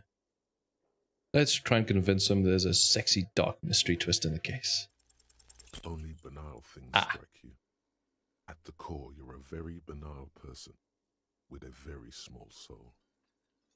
You just told me I have a vast soul when I was busy looking at the karaoke thing. One you should be ashamed of. It's no wonder the soft one doesn't want it back. It was right to abandon you. Wait, what? The soft one? What the hell is the soft one? Well, there's no option to expand on this, so I'll guess this will come up again. I think you should know that I can't remember anything. No response. He just arches his brow. I feel like I must repeat this. I don't remember anything. There was heavy drinking Have you involved. tried concentrating on something other than your personal affairs? Ooh, that's cold. There is a sudden, harsh edge to his voice, like he's tired of hearing about your personal affairs. What's wrong with personal affairs, or what should I concentrate on? But I'm completely lacking in basic information about this organization we're in. Can you help me? I'm afraid this is a medical situation. Move on. Yeah, let's carry on. It seems like Kim's gonna get pissed. You look fine to me. Lieutenant gives you a look. Thorough, as if performing a triage. I'm talking serious. Unbelievable damage here. I saw myself in the mirror and I had no idea who I was. This psychodrama is unbecoming of an officer. It's not psychological. Some sort of major brain damage has occurred on an unprecedented scale. Then you should consider seeking medical attention. You can use the radio in my kinema to call your station's Lazareth. Was there anything else you wanted? Kinema. I'm guessing that's his car. I don't know what the hell my station's Lazarus is, but we'll find out. And that's all Kim wants to tell me, so let's sleep. Oh, that saved. No need to be a dick about it, Kim. So. The man with the unimpressive beard notices you approaching. He drops the ledger he was holding and turns to the lieutenant. Mr. Gart, right?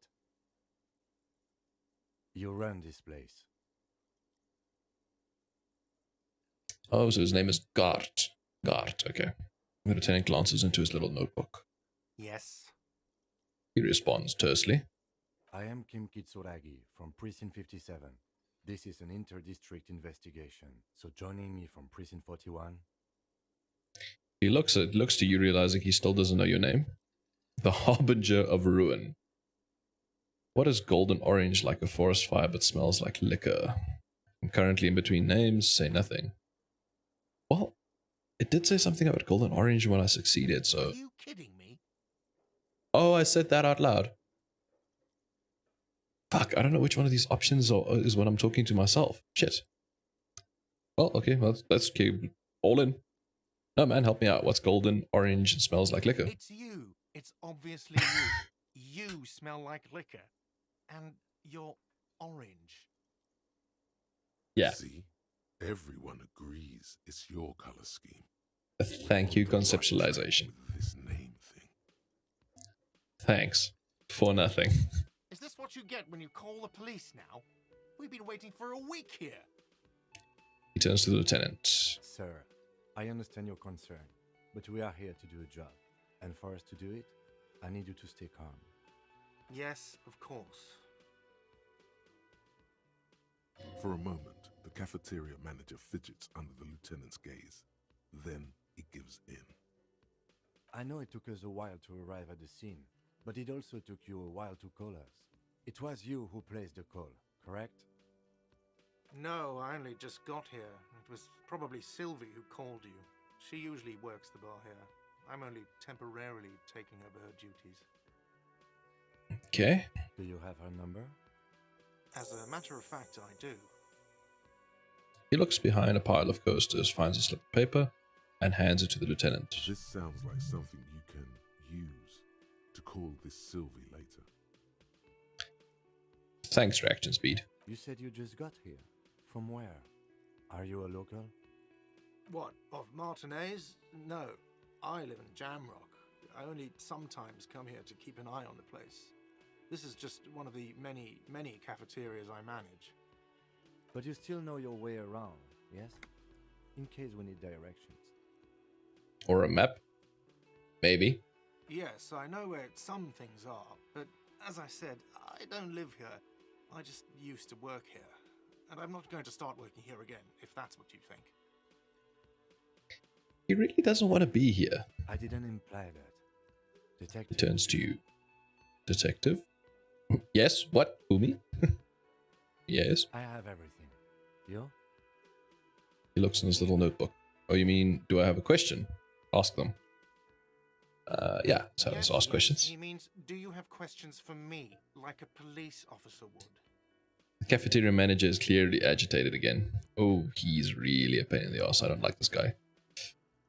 Well, I'm not very likable to start with, I guess.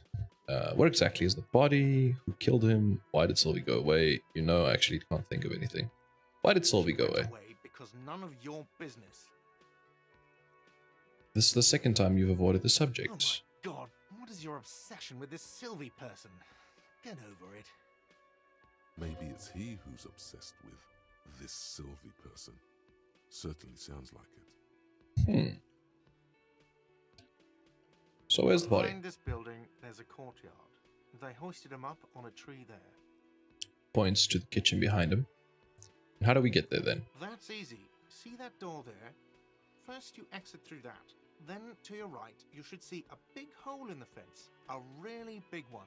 You can get to the courtyard through there. No need for the keys. The hole is big enough for the Franco-Nigerian cavalry to fit through. Does he Okay. want you to feel guilty of making that hole? It's implied in his voice. Oh no, is the hole my fault?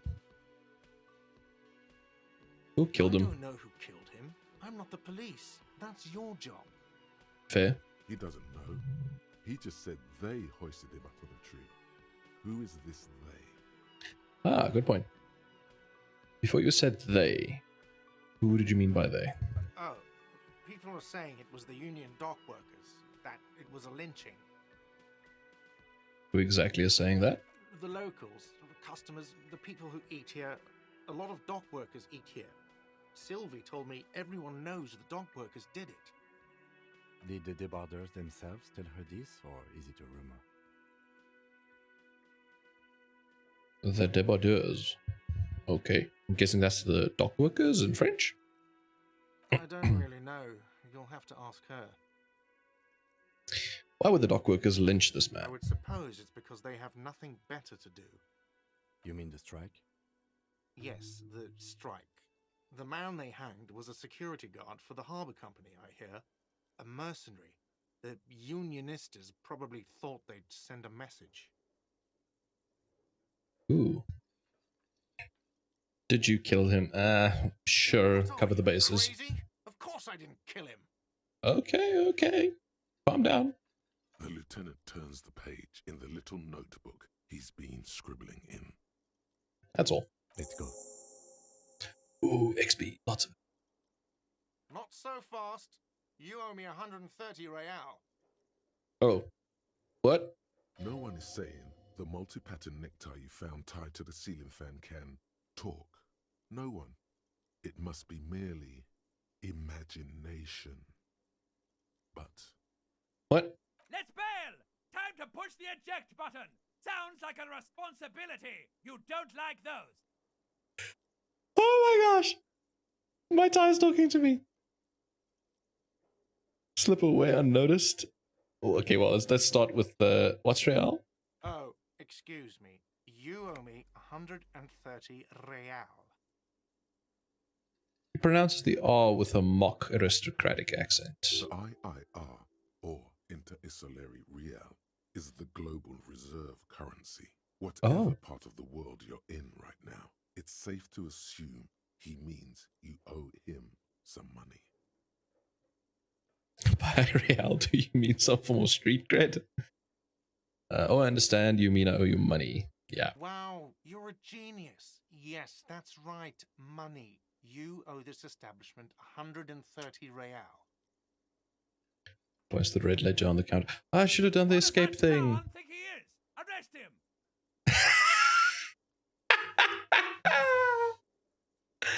This fucking tie. I love this tie. Did I just hear my tie speak to me twice? No one is saying that.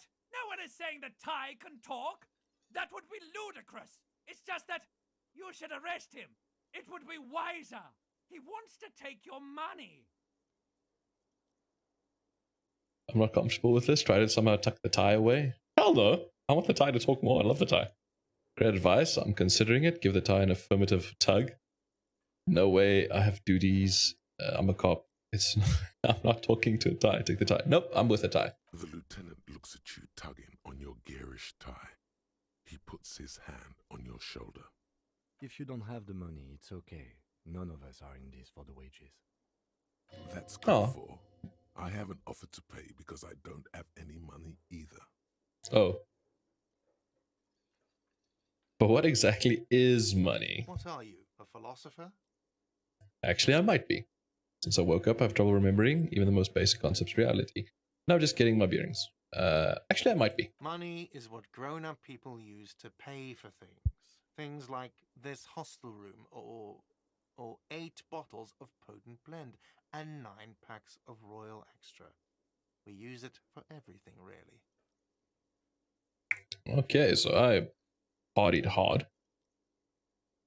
Interesting. Where do I get it from? Why do I need it?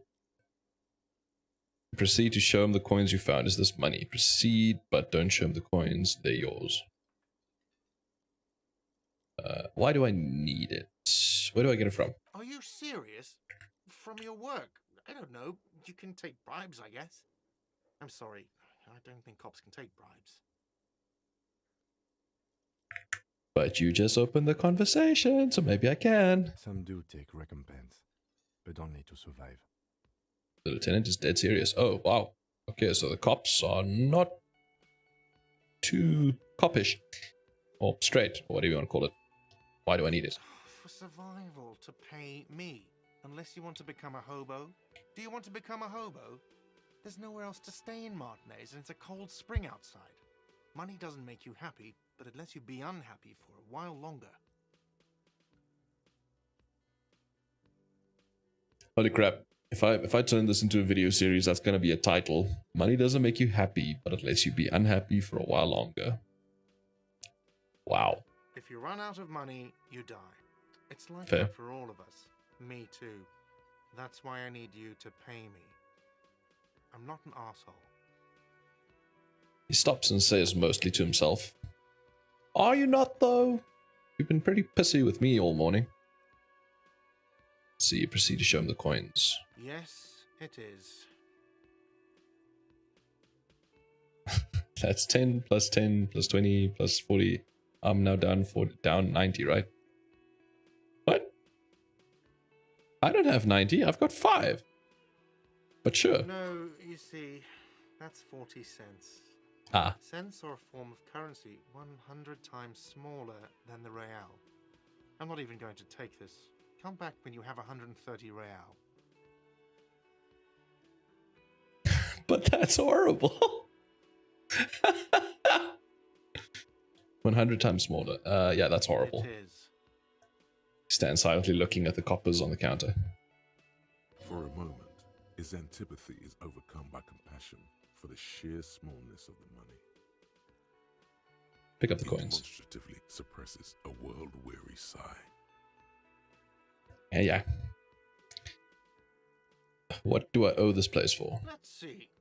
3 nights at a tariff of 20 real comes to 60 real. Then there's the window you annihilated. The hole in the window was the first thing I saw when I came to work. So don't try to tell me you didn't. That will be 40 real in damages. Another thing you've annihilated is half the bar. You've run a tab of 30 real. Actually more, but we'll round it down to 30 for your hard work maintaining the stability and order of Revachol. That's 60 plus 40 plus 30 equals 130 real. And yes, real is still money. You're under arrest. You can't arrest me. I haven't done anything. Ooh, it's a red check though. I can only do it once. Okay, you're not under arrest. I don't know why I said that. I thought, let's do it. The words leave your mouth Oh, as if walking up the stairs. Everything is going fine until you reach the end and take one step too many. I fucking well can, bitch. Oh, so apparently I'm a bitch now. Okay. Oh, that I'll ended be the bad. Bitch, and you'll be the broke cop who owes me money, and no one will arrest anyone because that's insane. How's that? Sir, leash in your tongue. Lieutenant's voice is controlled yet threatening, like it's coming from a different person. The Ooh. words nail the cafeteria manager to his place. Unmoving, he stares down at the counter with his cheeks reddish. Officer, you need to contact your station. Ask your people for assistance with the money you owe this place. There is a shortwave radio in my car. When you get the time, use it. We need to get this investigation started now. I'm sorry, but I can't let him stay here if he doesn't pay. He's 3 days on the slip. If he doesn't have the money by tonight, he'll have to work this from home. Okay. Isn't there any somewhere else I can stay? I don't have a home. I don't remember where my home is. Probably not. Fuck this place. I'll take my chances on the streets. I'll see what I can do. Isn't there someone You can else? look, but the union squeezed most people out of business to fund the strike. So, I don't know, your best shot is just going home. I don't think I have a home. Okay. Let's go. Goodbye, sir. Good luck. Right. By the way, where is home? The address is coming up blank, and this place sure isn't it. As I said, I don't think I have one. But you've been at this hostel cafeteria for only 3 nights. Where were you before? You had to be somewhere. I don't know. Near? South, maybe? Far away? Up on Maverill Hill. What the fuck is Maverill Hill? I don't know. Maybe far away? In time or space? Both. That doesn't sound like somewhere you can stay if you run out of money. Could I trace the way back somehow to the exact street, the exact number on the building? I'll live in a dumpster. I don't care. Fuck everything. Hobo cop. Nah, I don't want to be a hobo cop. I'm going to be a good cop. When I eventually figure things out. You can try. Run some addresses in your head when you get the time. Oh, that's new. Maybe a street or an apartment will appear. End. So what's this?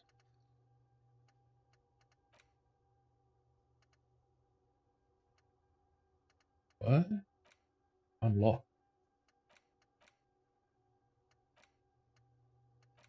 Nothing. Temporary research bonus. Encyclopedia +1. Factual memory returns. Research time. Let's rewind. Let's trace your drunken steps back home. Jump across the Race Canal Bridge. Southwest of here. Fall over. Get up. Get off the asphalt in 20 minutes. Shuffle your feet through courtyards. Scaring little children. Go under the Great Raised Motor Track. The 8/81. Until you reach Le Domaine. Eminent in North Jamrock.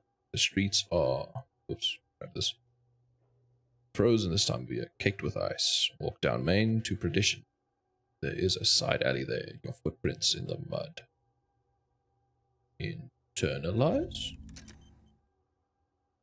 There's no solution for this yet. Guessing that happens when I finish this. So this takes... Wait, it said something. So back there. 6 hours, 5 minutes. Cool. Wow, that's a lot of things we need to do. The pissing competition. Apparently there was a pissing match between Precinct 41, yours, and Precinct 57, Kim's. Ask him about this after the initial inspection of the body. It's done. Okay. Talk to him later.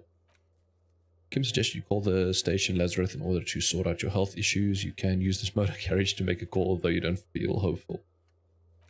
Who made the call reporting the crime? Some reported hanging to the RCM. Maybe if you find out who it was, it may shed new light on the events. You have an idea where to start, but the caller could have been anyone. Call Sylvie using Kim's shortwave to ask whether she made the call. Pay for damages. Ugh. You need to pay for the damages you caused in the whirling rags, or you won't have a place to stay tonight. Ask around for the money, and be careful with your spending. Yeah, I can't spend shit. I've got like $5. If you're unsure how much you owe, ask Scott. Done. Found my shoe. We did the interview. We asked him about the case. Alrighty then. And I can't... what happens if I right click? Oh. Ooh. Can I get there? Nope. So that's the same as that? I don't know. That's weird. Let's see. So I've got $5. I need more money. Otherwise, I can't live here anymore. Or I need to find someone else to stay. Are you going to talk to me now? Hello, sweetie. Hello, sweetie. The elderly woman turns to you with a smile. Wait, who's Sweetie? Does that mean you like me? For a handsome man, officer, with your mustache and your chiseled jaw and that silly dimple on your chin. But dear, you're not for me. I'm too old and too married besides. She looks off into the distance. In another time and place, she might have flirted back. But that ship sailed long ago. You must forgive me. I'm getting so scatterbrained. I completely forgot to introduce myself. She slaps herself on the forehead. Oh, no, calm down. It's not that bad. I'm Lena. My husband Morel and I are staying with our friend Gary just down the street, but I come here for tea when they're away. Her eyes glitter over the rims of her glasses. She looks up, smiling. This Lena is wacky enough for the motley crew. Hire her on the spot. Sweetie needs money. Do sweeties get money? Yo, that's rough. I don't know if you've noticed, but I don't know where I am or what I'm doing or anything. Do I want to say that in front of Kim? Yeah, well, he already knows. How do you like to roll with me? You seem to be in a chair. Well, duh. How would you like to roll with me? Her eyes light up. I want you to be my wheelchaired partner in fighting crime, ridding backyards of corpses, catching sequence killers. Nothing. I was thinking of the lyrics to a song. Want to roll with me? Ah. Sequence killers? Oh my. But I think you already have a partner, sweetie. She sounds impressed. A partner who'll need you to help him get a corpse down from a tree. Kim, of course, I forgot I had you. I know, but there's also side mysteries, sequence killers, and forays into paranatural. You're probably right, Kim. I can assure you with absolute certainty, there are no sequence killings taking place in Martinez. Now, gentlemen, no need to squabble. I wouldn't be of much use to you anyway, sweetie. Hi, 3 heads are better than 2. Thank you, but Martinez isn't the most wheelchair-accessible place, you see. I'd slow you down. Perhaps another time. She turns back to you with a hopeful glint in her eyes. Oh, she's a sweet old lady. Yeah, she seems to be in a chair. I'm a paraplegic. Yeah. A paraplegic is someone with limited or no ability Thanks, to Encyclopedia. use the lower half of their body. Paraplegia is caused by spinal cord injuries, like falling from a great height, or a grenade explosion. A grenade. Did you fight in the war? I'm sorry, it was rude of me to mention the wheelchair. Let's move on. Thanks for clearing that up for me. Let's move on. Grenade? No, dear. I'm not quite that old. Although I was injured in the line of duty. Were you a mountaineer? A tightrope walker? I feel like I was in a war. A mountaineer. Nothing so glamorous, dear. Though when I was young, I dreamt of planting the Revacholian flag on some figurative peak. What did you do then? I was a training and development manager at a rapidly expanding mail order shoe company. You'd think it would be a safe job, but I had to be everywhere, and, well, once I happened to be under some faulty scaffolding. Shame. I was lucky. This was almost 20 years ago, and I was compensated exceptionally well. One can only dream of such payoffs nowadays. Okay, I was rude of me. Let's move on. That's quite all right. I'm used to people asking questions. I know they're thinking about it anyway. There is no bitterness in her voice. She accepted the curiosity her condition inspires a long time ago. Let's see. I don't know if you noticed, but I don't know where I am or what I'm doing or anything. Yes, officer. You look rather dazed. Like a stunned fox. But surely things can't be that bad. Your eyes follow your movements with some concern. Oh, I haven't even read her name. Lena. Lena? Probably Lena. The cryptozoologist's wife. The fuck is that? She won't judge you, no matter what you say. I drank so hard I forgot literally everything. I hope you're right. I hope it's not too bad. Yeah, I'm blowing this whole thing out of proportion. Forget I said anything. Nope, I drank so hard. Oh my. You know where we are, right? It takes a moment to process. The Whirling in Rags cafeteria was on my keys. I don't really know. Some seedy hotel, a war zone at the edge of the world. We're dead, haunting each other. We're ghosts. Yep, we're ghosts. Now. She tilts her head and looks at you with maternal solicitude. We are alive in a hostel called the Whirling in Rags, and the Whirling itself is in the city of Revachol. Right, so Revachol is the city. Wait.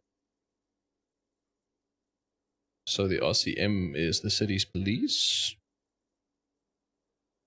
Honestly, I don't know diddly squat about Revachol. What kind of place is this? How would I even begin to tell you?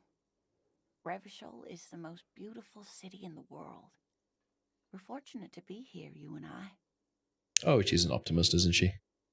Her grey eyes widen. I haven't seen very many other cities personally, but everyone says so. Revachol is a rare jewel. This city used to rule the world, though it has seen better days. Right. There's a pause as she studies your expression. You must look quite lost. Speaking of history, you know what year it is, yes? Spring of 51. I think the calendar's at 51. Sure, it's the year 973. All I know is we're approaching the end times. Well, that's doom and gloom. It's a bad year in my late 40s or 50s. I don't even know how old I am. It's the spring of 51. That's right, dear. How splendid. Here, take this pen. Knowledge should always be rewarded. Ah, I got a pen. Cool. Her relief is palpable. She was getting pretty worried about you there, but now she relaxes her shoulders. I can tell that this is Whoa. taxing for you, so I'll just ask one more question. What regime are we living under? What mode of government? Cop. We're living under a cop regime. Radios are being used to control people's minds and distort our perception of reality, concealing our true masters, foreigners, and women. We are governed by intelligent machines that perform calculations to determine the freest market. Everyone hustles and grinds like a badass visionary. Our leaders are fierce warriors who traverse the plains on steeds. Civilization cowers before us. I'd like to think it's a dictatorship of the proletariat. Don't know what that is, but something tells me it's not. Some kind of democracy, maybe? Yeah, it's probably that one. But I want to go for the foreigners and women thing. That sounds... Oh, wait. Yeah. Really is. Oh, no. Nothing like that, dear. Revachol is a zone of control led by an alliance of foreign powers called the Coalition. We have almost no government of our own, and certainly no matriarchy. She's trying to avoid the foreigner's part. This is because she's a woman. She may be lying to you. Wow. What? If there's no government, how come there are cops? I don't even know what to say. I'm so disappointed. How come there are cops? This is troubling. You really ought to know that, being one yourself. There aren't any cops in Revachol, not in the traditional sense. The status of law enforcement has been a complicated matter since the revolution. But we should stop for today, sweetie. You look like you need a break. Besides, I'm not the best person to explain the big things to anyone. She's scared now. She's realized you really are brain damaged. Shame. What is the revolution you mentioned? Who could tell me more? So, how did I do? How did I do? Didn't do too well, dear. You really only knew what year it is. It does look like you're having trouble remembering things. History and places. Reality, in a word. It's very odd. Yeah, tell me about it. A sigh. The lieutenant buries his nose in his notebook. But maybe a fresh set of eyes is what the world needs. And while I'm no doctor, such bouts of amnesia are often temporary, so I wouldn't worry too much. What's the revolution? A defeat, I'm afraid. The people of this archipelago tried to build something new, something different. The rest of the world didn't like it, so they came and ended it. This was 42 years ago. What does that have to do with there not being any cops? But I'm a cop. Whatever it was hasn't stopped me. Of course, sweetie. I really don't know how to explain it better. I'm just a poor woman, she thinks. What do I know of these things? And how can I help you? Empathy is really coming in clutch. Who can tell me more? Someone more educated in sweeping matters. Maybe you should ask. No, I'm not an encyclopedia. I won't be a guide either. I'm a detective. She turns to the lieutenant. Of course. He looks away. Then I don't know. She turns to you. Someone rich, maybe? Wealthy people are educated. Though I don't know where you would find a wealthy person in Martinez. Yeah, it seems pretty run down so far. That's a good point. This doesn't look like Rich Central. Yeah. Ooh, I do need money though. Do sweeties get money? Oh, sweetie, I heard your conversation with the manager about your financial troubles. When do you get your next paycheck? If she could, this woman would feed and clothe you and every other sad, lost person on this earth. Aw, shame. What is a paycheck? I haven't seen any paychecks. Tug on our hearts. Oh. Oh, am I really going to? But I need the money though. You seem to be enjoying the game so far. Yeah, I think it's fantastic.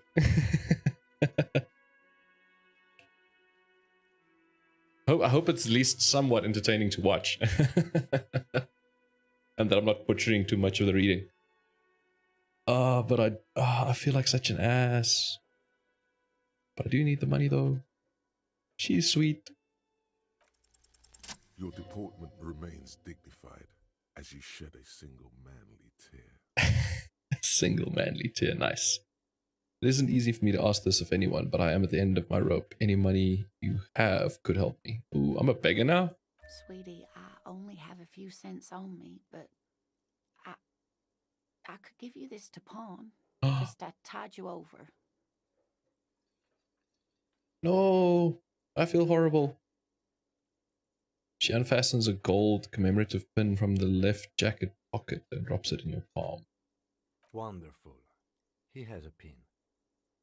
The lieutenant marks Drolia. Shut up, Kim.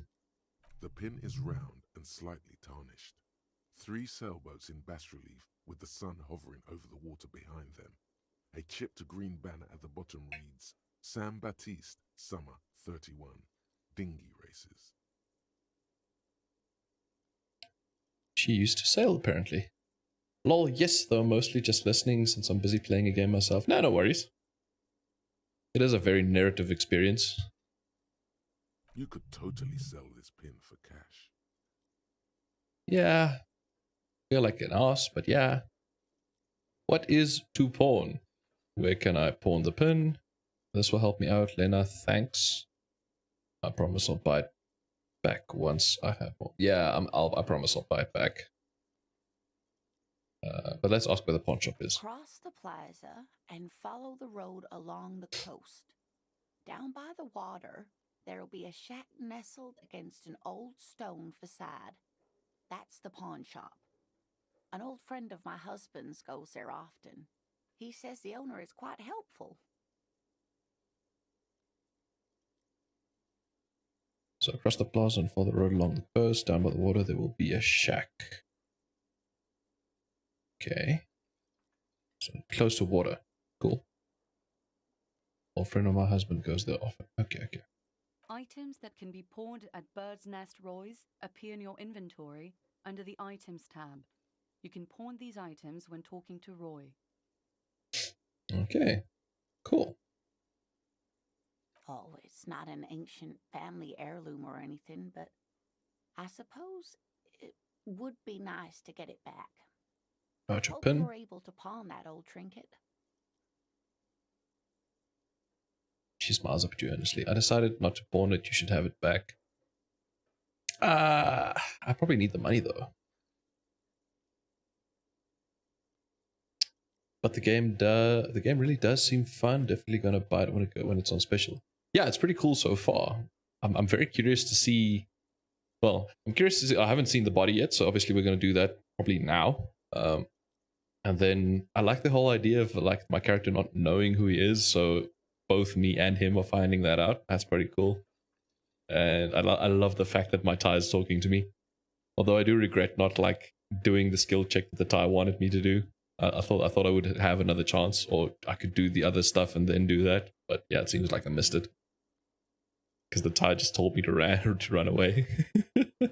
Like that would have been hysterical. Yeah, I just wanted to thank you again. I'll buy. Okay, I'll buy it back once I have money. But for now, I need to get money because otherwise I'm homeless. Of course, dear. I just wish I could have done more. Thanks, Lena. You're a sweetheart. I've got to get going. Of course, dear. Good luck with your case. She gives you a small wave. Okay, let's go outside.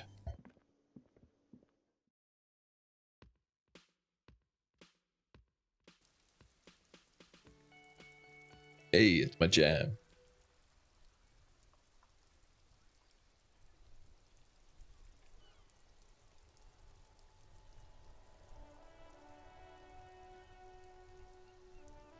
Okay, so we got a person, we got signs, we got a wheelbarrow. This is where I need to go, I think. Yeah, that's the hole in the fence. That's a thing, that's a thing, and that's a thing, and that's all we can see from here. So let's move. Okay, let's... Oh, wait, I've got a bunch of stuff. Get a reality lowdown. You need to pay for the damages you caused them. Oh, no, wait, that's the wrong one. You have no idea where you are. Lena encouraged you to ask others to explain the world to you in greater detail. Perhaps try a rich person. Rich people are educated. Fair. Good assessment. I got things. Items. Let's see. We're on the cassette case. Pen. Kind green ape pen. Pen with a green ape on its end. The ape has closed its eyes. It's a kind expression adorning its face. Seems to be meditating. So we got a Zen Ape pen. It's worth a penny or two. That's worth a lot. But it might be useful. I shouldn't sell that. That's worth nothing. Oh, the commemorative pin. That's like 3.2 ratio. But real. That's the money. Almost called it Revishal. That's the place. This unusually tasteful pin was produced to celebrate the Saint Baptiste summer dinghy races of 31. Has a warm glow of a well-loved memento. Oh, okay. Let's see if I can get cash somehow, some other way. Otherwise, I can just go give it back. Hopefully. What's the deal with the wheelbarrow? A heap of snow melts in this wheelbarrow.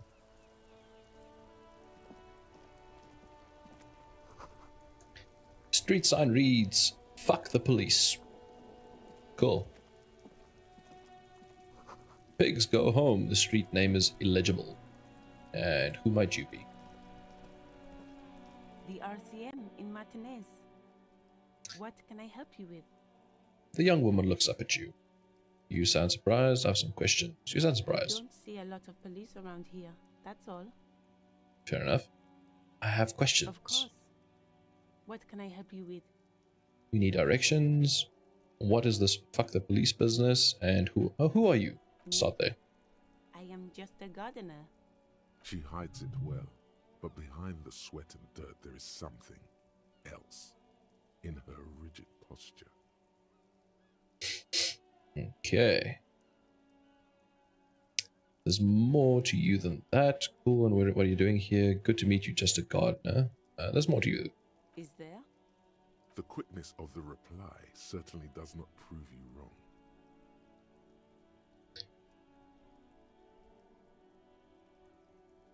Yes, what are you doing here? I am working.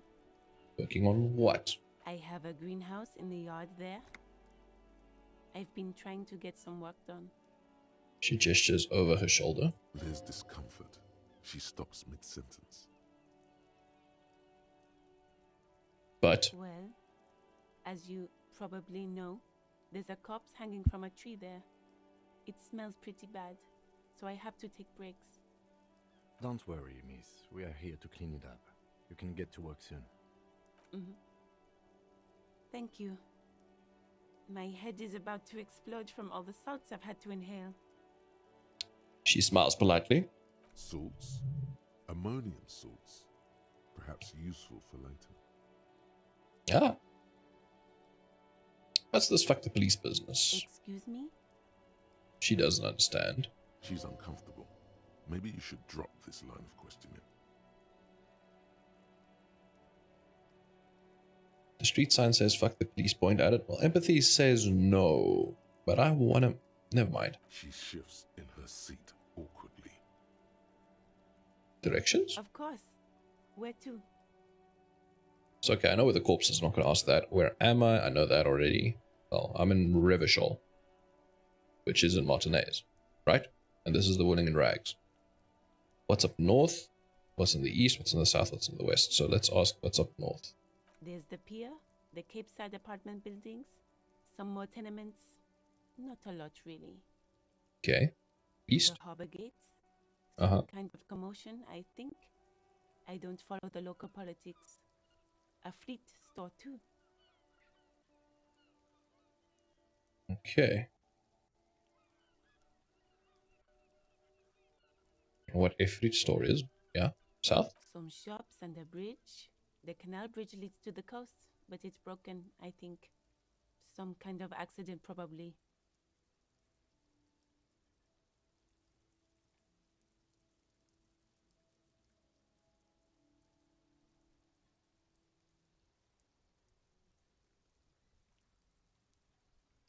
Okay.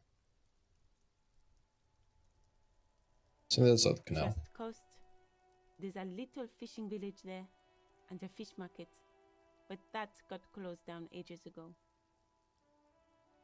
And in the west? It's just water. No, actually, I think they call it the Martinez Inlet. There are some islands in the bay, but they're hard to reach. What do Where you am I? mean? I'm a bit disoriented. This is Revishal, right? Yes, sir. District of Martinez. Ah, This So- intersection is called Roundabout North. He cool. knows where we are. He just wants directions. Lieutenant seems uncomfortable with the level of disorientation you're displaying. Yeah, thanks. That's all for now. No problem. She nods, brushing a fleck of soil off her cheek. She's very well composed. Back straight. I have to run. Of course. I won't hold you back. She wipes her brow with the canary yellow glove. If there's a corpse, then you're going to need those gloves for the autopsy. Ah, one more thing. Can I borrow your gloves? Sure. Keep them. I have another pair. She hands you the rubber gloves with no visible annoyance. Cool, thanks. So I got gloves now. Clothes. Gloves. Interfacing. Bye-bye bugs. Thick latex, gardening gloves, and classic canary yellow. Maybe you should retire, take up gardening as a hobby. It's worth a thought. Well, that's a look.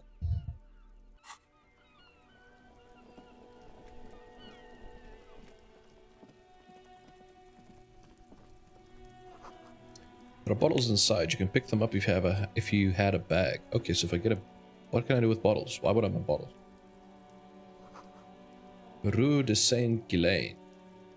8B. There's an intercom thing. I think it's an intercom. Or a plaque. Is it a plaque? An old call box Oh, it's a call a box. matrix of push buttons lists all the companies in the East Delta Commerce Center. We're gonna start calling people. What's the empty card? This button looks new, but someone has removed the name card. Nothing happens when you try to ring it. Huh. This button looks new. It's probably not connected yet. Takes a step back, inspecting the other names on the list.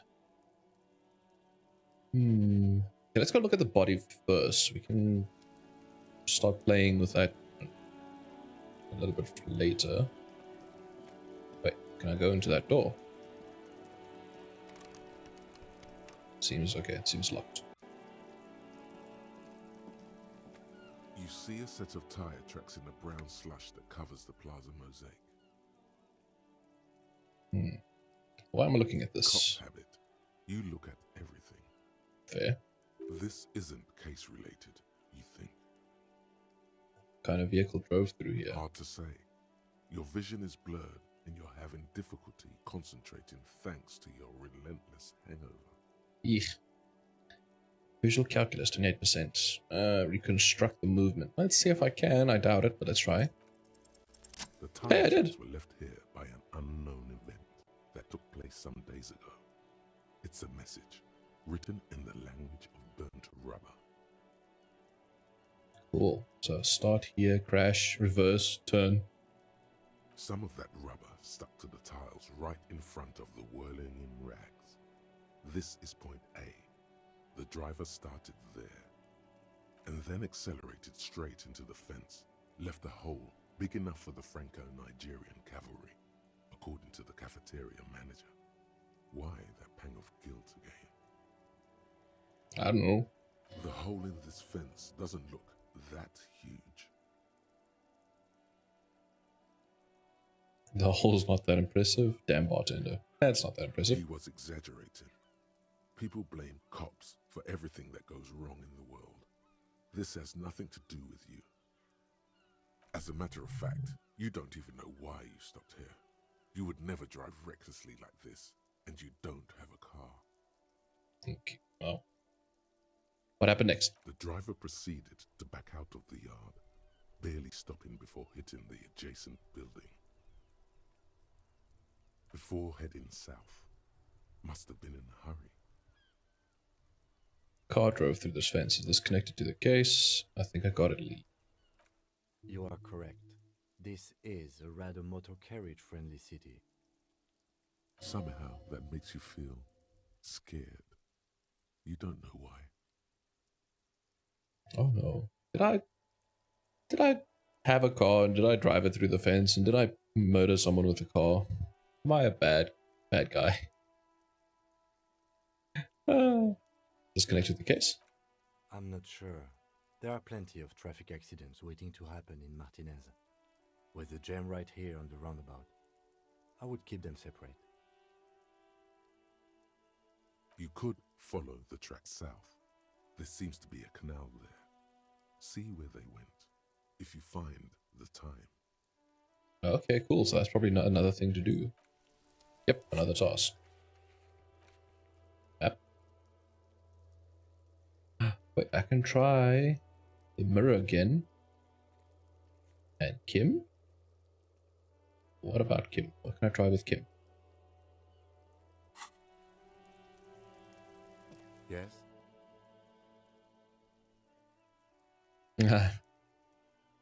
It was a murder.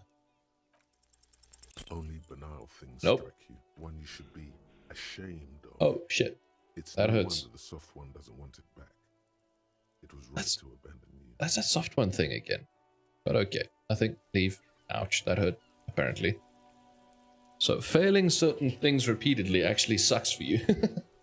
Good to know. Right. So this way.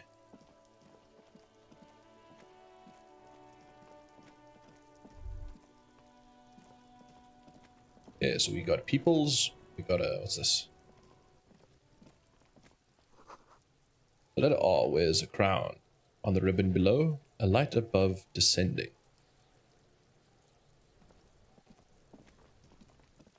This trash container is locked. The sliding lid has a padlock that says, whirling in rags. There's something in there, not necessarily connected to the case, but still. Why am I looking at you, trash container? You're just a trash container. Just a trash container. There is no such thing. Your fingers start to itch just looking at that padlock. Ooh. Lieutenant, what do you think could be in here? Trash, food waste from the cafeteria. They lock these containers to keep the derelicts from flocking in. Could be evidence too.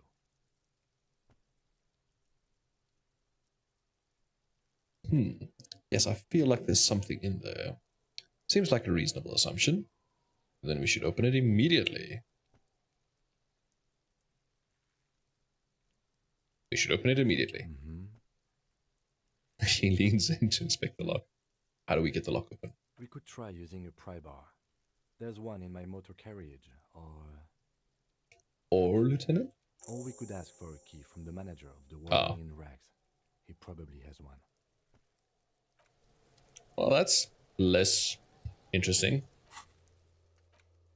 Let's lock trash container behind the whirling in rags. The manager should have a key. Alternatively, you could use a brute force to pry the lid open. We just need a pry bar. Okay, but before we do that, let's see.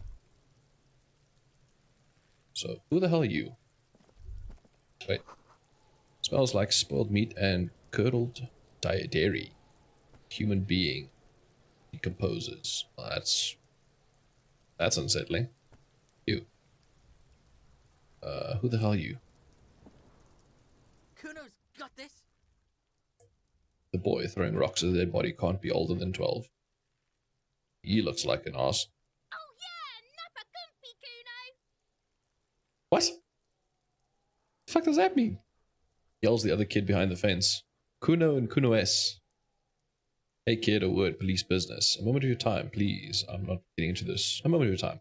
Can't talk, pig. Shit's coming up strong. Throwing rocks. Okay. Shit coming up strong. That sounds good. Joyous. You should hang out with this kid and see what that juicy shit is all about. Okay, electrochemistry. That's the drug skill, right? Juicy what now? I mean drugs. The kid's Ah. on drugs.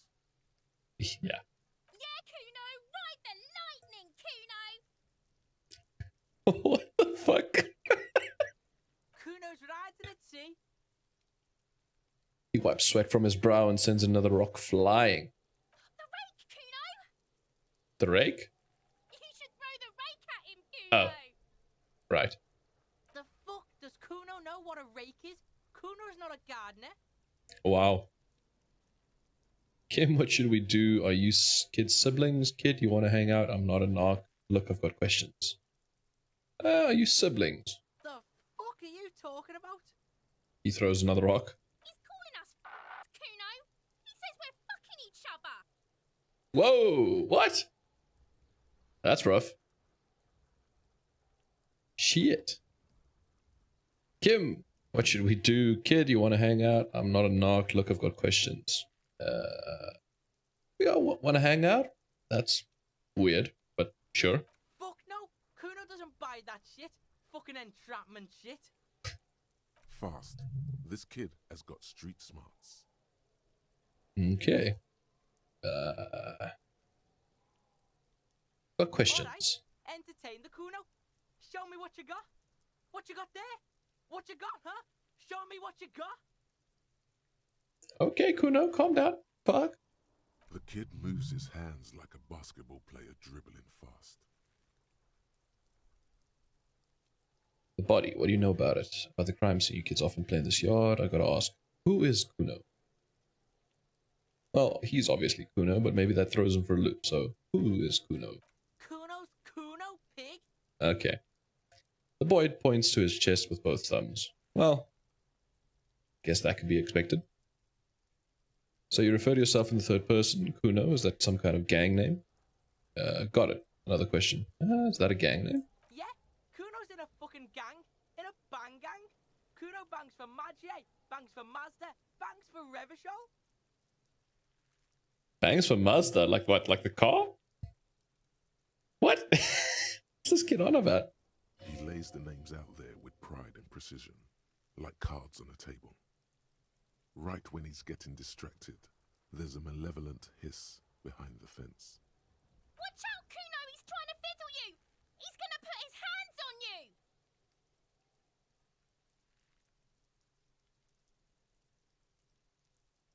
The thing behind the fence starts squealing, shrill and violent like a fire alarm. Help! Pig's got Kuno! Help! Rape! Jeez, okay. Fuck. Sound gets louder as the child shouts at the windows overlooking the yard. Help! He's got the Kuno, help! The boy joins in. Everyone can hear. You need to get the hell out of here before. I'm not doing anything, see? Just answer the questions. I'm just going to leave, conclude that. Yeah, let's just leave. Yeah? Get out of here before the Kuno beats the shit out of you. Yeah, that's Wow. right. Drag your fat ass out of here, fat boy, before Kuno fucks you. Jeez, like. These kids are intense. Mother hell. Bang! Got fucked by the Kuno. We all Oh, right? that's not good. You wanna get fucked again? Come back.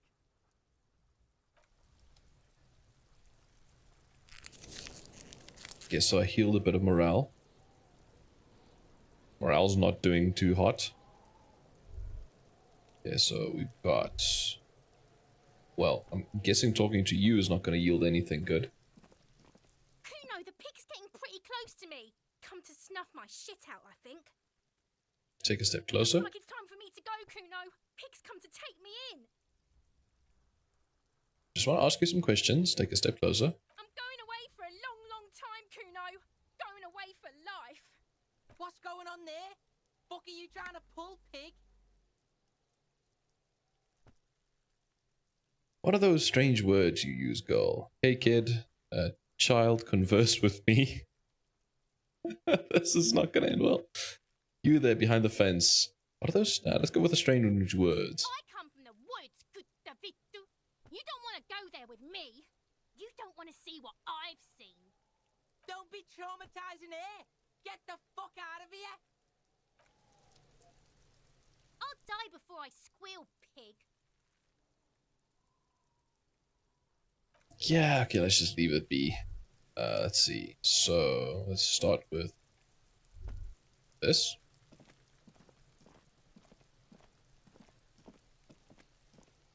There are several footprints in the mud, left by work boots.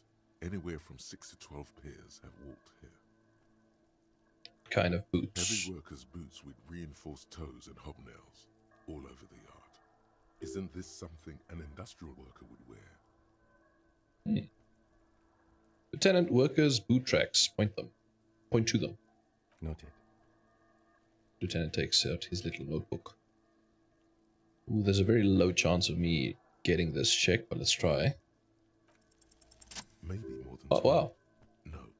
8 pairs of boots have shuffled back and forth in the mud. So it's 8 pairs of boots. Go over them one by one. 1. Standard work boot.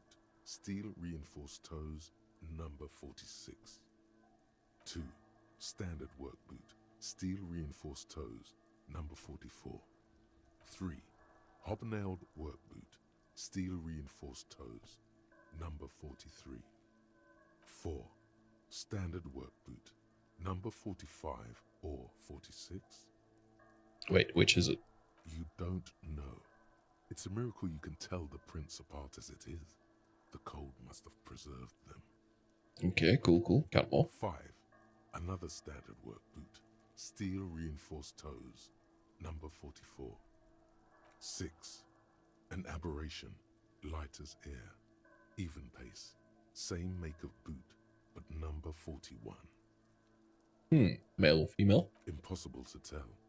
Could also have been an adolescent. The gait is undeveloped. Pretty good at this, ain't I? You're not bad. It's as if the whole world darkens. Everything else has a thin film of unimportance on it, and the tracks burn in the middle of it, in a strange, beautiful way. Cool. Count the rest. 7. The glowing outline of a standard work boot, number 46. But the imprints are twice as deep as the others. The weight exceeds 200 kilograms. That's a huge bitch. 8. And yet another standard work boot, number 44. There's an aberration in the pattern of the sole, however. The right sole is smoother, more worn. Okay. How many? 400 million. 8, say nothing. 8. I was pretty off then. I counted 20. Way off. Way. Same guys are going back and forth. Say nothing. Way off. He takes his glasses off and cleans them. This man is not easily toyed with. Ooh. I never got the hang of it. Hyperopia. Do you see anything out of the ordinary? He points to his glasses. Okay, so let's point to the light step, number 41 shoe. A woman or a kid? I don't think there's any way to be sure. Understood. Anything else? Oh, is that... A woman or Let's try the woman. How do you know? He knows it's hard to discern sex from a person's gait.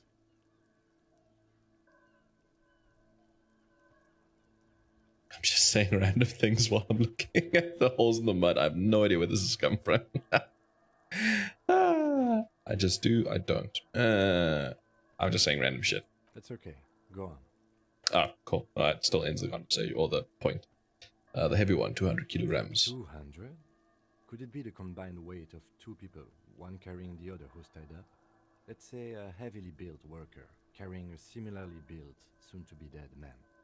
He might be right. 200 kilograms of living weight is unlikely. One of them was carrying him over. Maybe it was a giant. It could have been an extremely obese person. I don't know. It's likely that someone was carrying him. Possibly, yes. It marks something down in his notebook. An aberration, and the one soul is smoother than the other. Interesting. Let's name it the odd soul. The odd soul, okay. Do you have any ideas, Lieutenant? Someone operating a workbench with a pedal? Like a joiner at the harbor. Or maybe a drummer? A drummer? He regrets it the moment he says it. Okay, let's not give him too much shit. Apparently that didn't go well, so don't say anything, just nod. I don't know why I said that. We are not looking for a drummer. We are looking for a group of dock workers. The lieutenant clearly appreciates the chance to clear up the drummer issue himself. Okay, starting to get Kim to like me. Cool.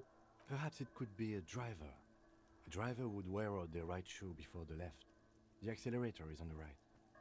He raises his index finger. Not thoughtfully, I was actually thinking the exact same thing. Interesting, if only I had come up with that idea. I'll just nod thoughtfully. We should keep our eyes open around the traffic jam. See whether anyone strikes out as a potential suspect. Seems prudent, no? I'm not sure. We don't want to attract attention. Nah, that's prudent. Like, we can see if someone in the traffic jam or the strike or whatever has a odd boot. Yeah. Then writes the information down in his notebook. He then reverts to the tracks in the mud. How old do you think these tracks are, Kim? A week, maybe? 7 days would fit the time frame provided to us by the caller, who reported the hanging. Right. It is not impossible. How do you know? I pulled last week's forecast for coastal Havashol. 7 days below freezing. The day before, the day of his hanging, was the last warm day. Correct again. Sub-zero temperatures would preserve the tracks in a good state. The commotion here could have taken place a week ago. Okay. So, Kim, what do you think happened here? What do I think? A mob of people brought something heavy to the tree. One of them was carrying the victim. They shuffled around, especially under the tree. Then, after hoisting him up, they stood in a semicircle facing his direction. At first glance, this appears to be a lynching. Indeed. They all stood in a row here and looked at the tree. Okay, well, that seems to be all of it. We've been through all of it. Yes, so before we look at the body, what's in here? Money! I need that. And magnesium. Yeah, because I need... Thank you! Let's go this way. This winch mechanism has been oxidizing for some years. Okay. What's over here? An inconspicuous pile of the roofing material, Eternite. Eternite, okay. What is this? It's nothing. Someone just left some roofing material slanted against an old shack. Why am I looking at this pile of roofing material? Even odds, so... Because hey. There's a secret door hidden behind the panels of Eternite. That's why they're too orderly. Pull the There panels. it is. You see a shabby little door. Nice. What is this then? A tool shed? He peeks inside. Cool. Wait, where am I going?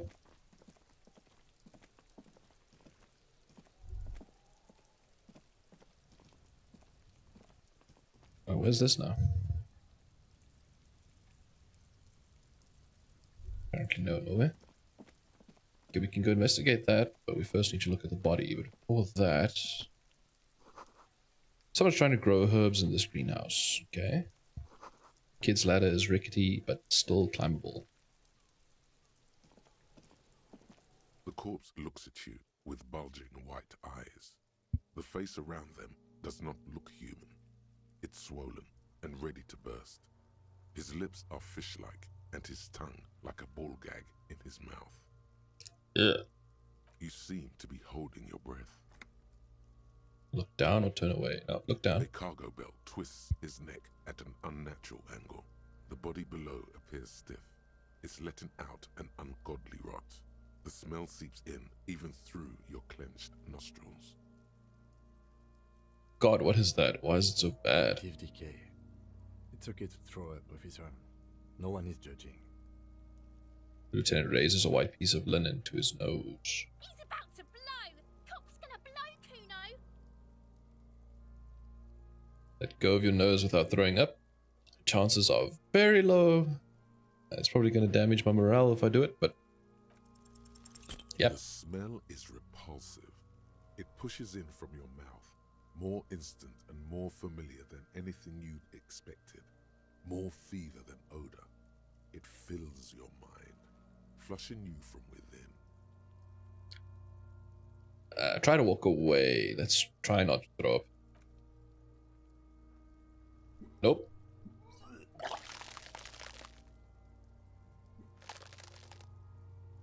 Yum. Oh, whoa. What was that? Too late. It's impossible to keep in. Your body curls and pushes it out, burst by burst, until a pool of vomit lies under your feet and your throat stings from the stomach acid. I know the feeling, bud. I know the feeling. The smell of Commodore Red rises from the pool. Among it, distilled spirit and bits of shish kebab. God. It's okay. Happens to everyone. Keep it. The lieutenant hands you his white handkerchief. Thanks, Wipey Mouth. The hangover is clearly making this worse for you. You could Oh, use I got the some handkerchief. to clear your head.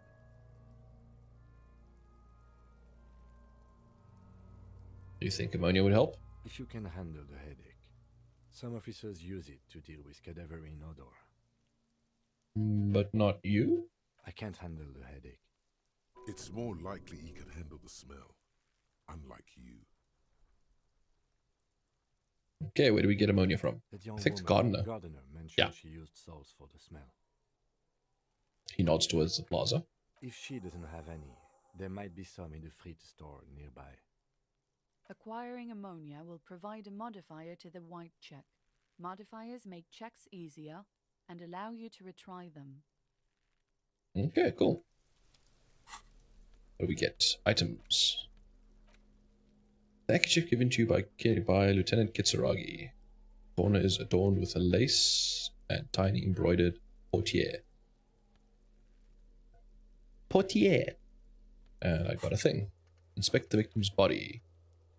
Inspect the body hanging from the back in the backyard of the whirling rags. This is preliminary. Preliminary inspection. You just need to suppress the urge to throw up and approach it. Get ammonia from the gardener or the freight store. It'll make it easier. Alright then. Is there anything else? So I can go into this door. Okay, but first let's do the... Yeah, let's do that. Wait, what's this? Oh, wait, what? Huh? Oh, what's this? Quick select. 1, 2, 3. Huh? Oh, it went away. Thoughts. Active thoughts alter dialogue options. Thought bonuses differ from research and completion. Okay. Tools. Substances can be administered during dialogues. Oh. Tools are context sensitive. Equip them before use. Time. Time passes when picking new dialogue options. Read books to pass time faster or quicker. Tasks. Gain experience by completing tasks or exploring. Leveling up grants you points.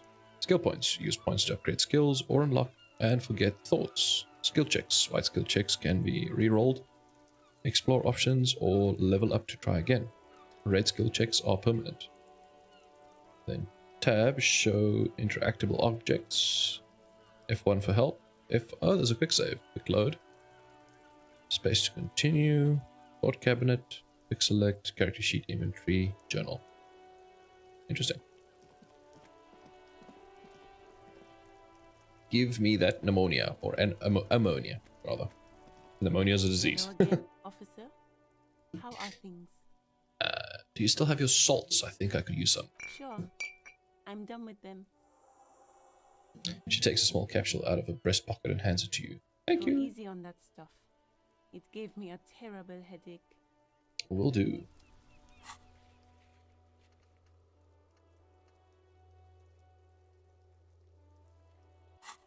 That's weird. There we go. Okay, so we got the ammonia. Inventory. Items.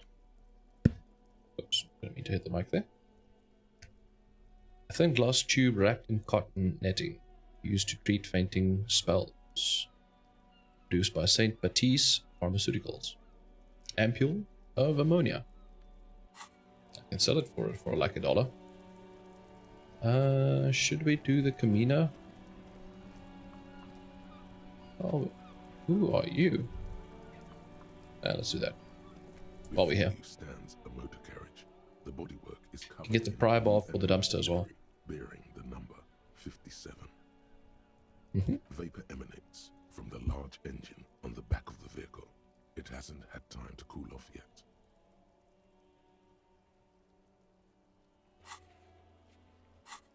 This must be the infernal machine that tore you from oblivion. Oh, so I got woken up by the car. In the cabin, you are Open the door. welcomed by a set of steering levers, a radio microphone on a hook, a pull-out toolbox under the seat, and the soft glow of the fuel preheater gauge. A scent of leatherwork and heavy fuel oils washes over you.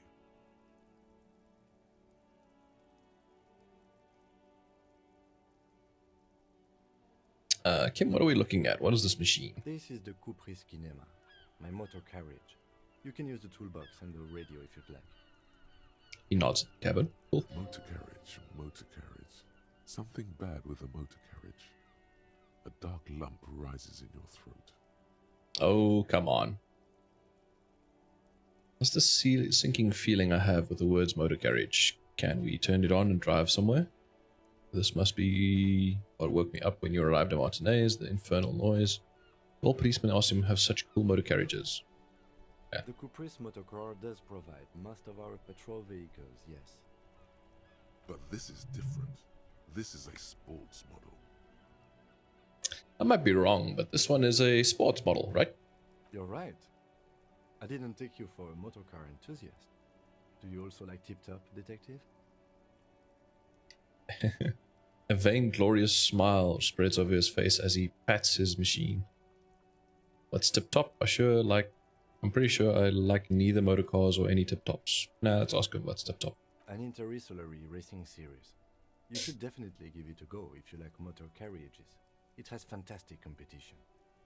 He smiles again. So he likes cars. Cool. Good to know. Can we drive somewhere? No, I'm afraid not. We have a murder case on our hands, remember? He straightens his spine. What's this sinking feeling?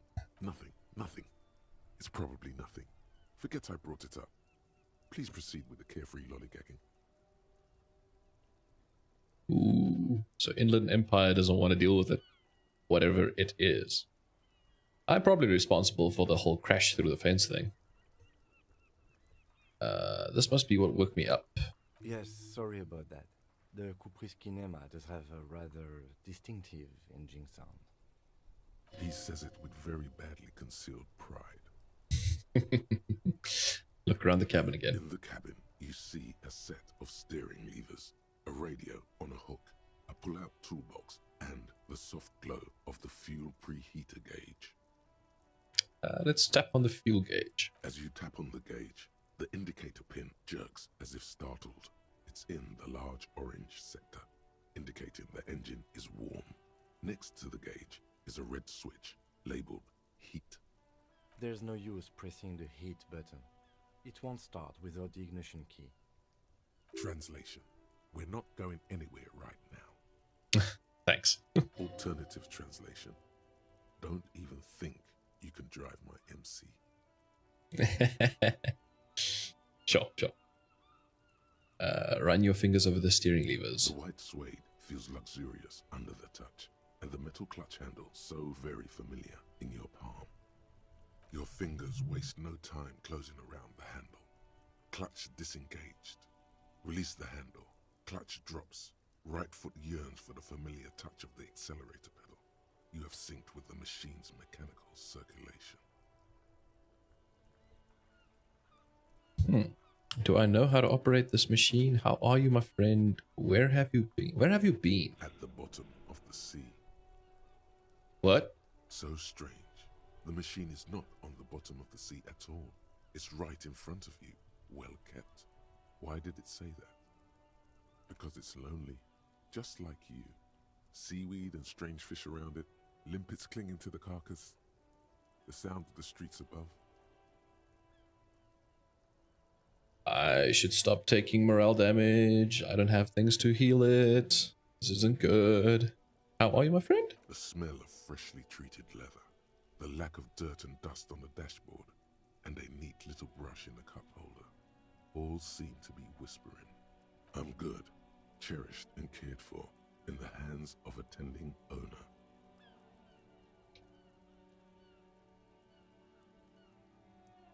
Do I know how to operate this You machine? feel an uninterrupted connection to the mechanics.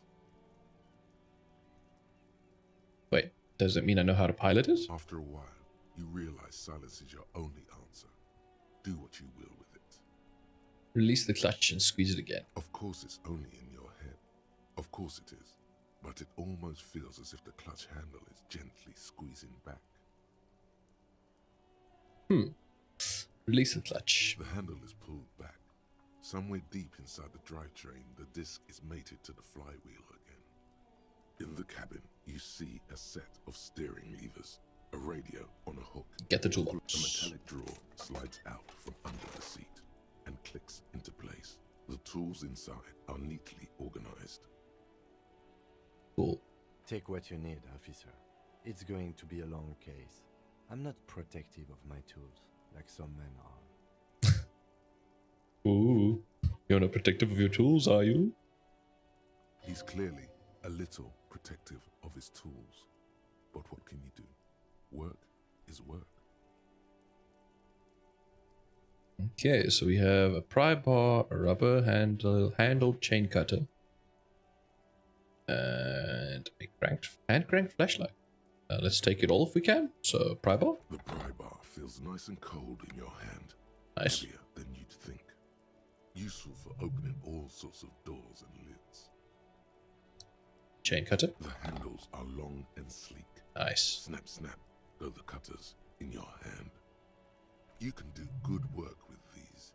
Cut chains, locks, and ropes, especially belts. Oh, that might help for to get the thing down. Flashlight? It's robust, weatherproof, and well made. Police issue, blue. Lets you see things in the dark you would otherwise miss. Cool. The pull-out toolbox slides back into its nest. Preheater gauge casts a warm glow on the steering levers and the radio on its hook. Oh, let's deal with the radio. The frequency tableau lights up, and the green button labeled Prime Line glows like a feline eye. And then you hear something. The soft purr of electrical kittens, radio waves cast far and wide over the metropolis. A woman's voice greets you through the static. This is Precinct 57. Hello, Lieutenant. How may I assist you? Hello, Alice. Please assist our colleague from the 41st precinct here. I'm putting him on. Operating the radio is easy. Just be confident. You've probably done it 1,000 times. Come in, dispatch. Come in, dispatch. Come in, Delta 10. This is Firewalker copy. Hi, Alice. This is an officer from the 41st precinct speaking. Nice to meet you.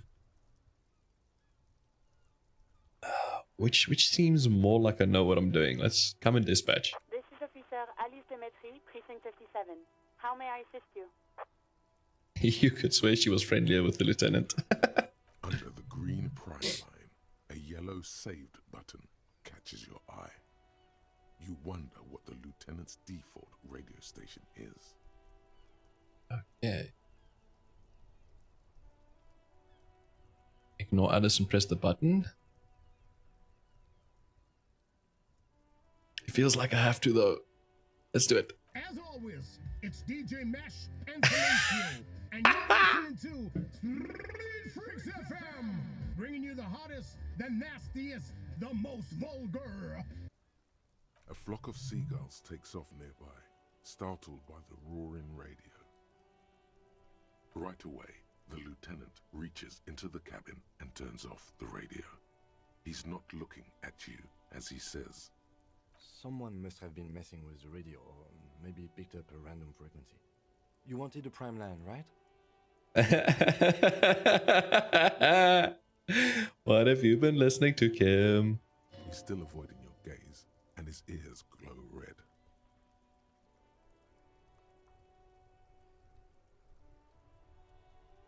Do I give a shit about it?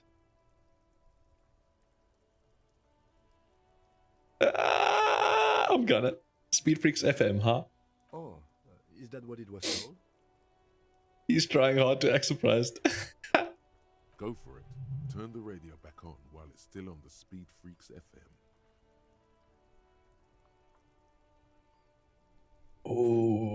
wanna though. Yeah, let's do it. Souped up motor carriage for one bad mama's boy. For the foot and the funky hammer. What the fuck? God damn it. The lieutenant moves quick as a viper as he switches off the radio and sets it on the prime line, then turns it to you. Look, it helps me to stay alert on long nights, okay? It's a method. I'm not some kind of speed freak or... Shakes his head furiously, staring at his feet. What about heavy foot? Sure, you don't have to explain yourself, just forget about it. Nope, we're doing this. You would be too if you had this motor carriage. He snaps half seriously. But seriously, let's quit joking around, alright? We have a case to investigate. He turns back to the cabin. This is Precinct 57. Can I connect you to someone? Oh, that was great. Okay, so 41st, Lazarus or the civilian? Let's do... I think Lazarus, he said, could help me with my amnesia, I think. So let's do that one first. Just a moment, officer. Thank you. Her voices fade out into the familiar radio static.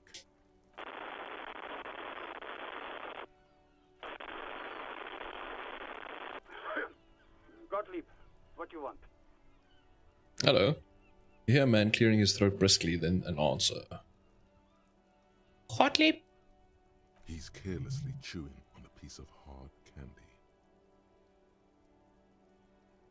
I was told to call the Lazarus. People are worried about me. I'm in a bad way, Doc. A real bad way. Just a routine checkup. I was told to call the Lazarus. Oh, it's you. The man is unpleasantly surprised.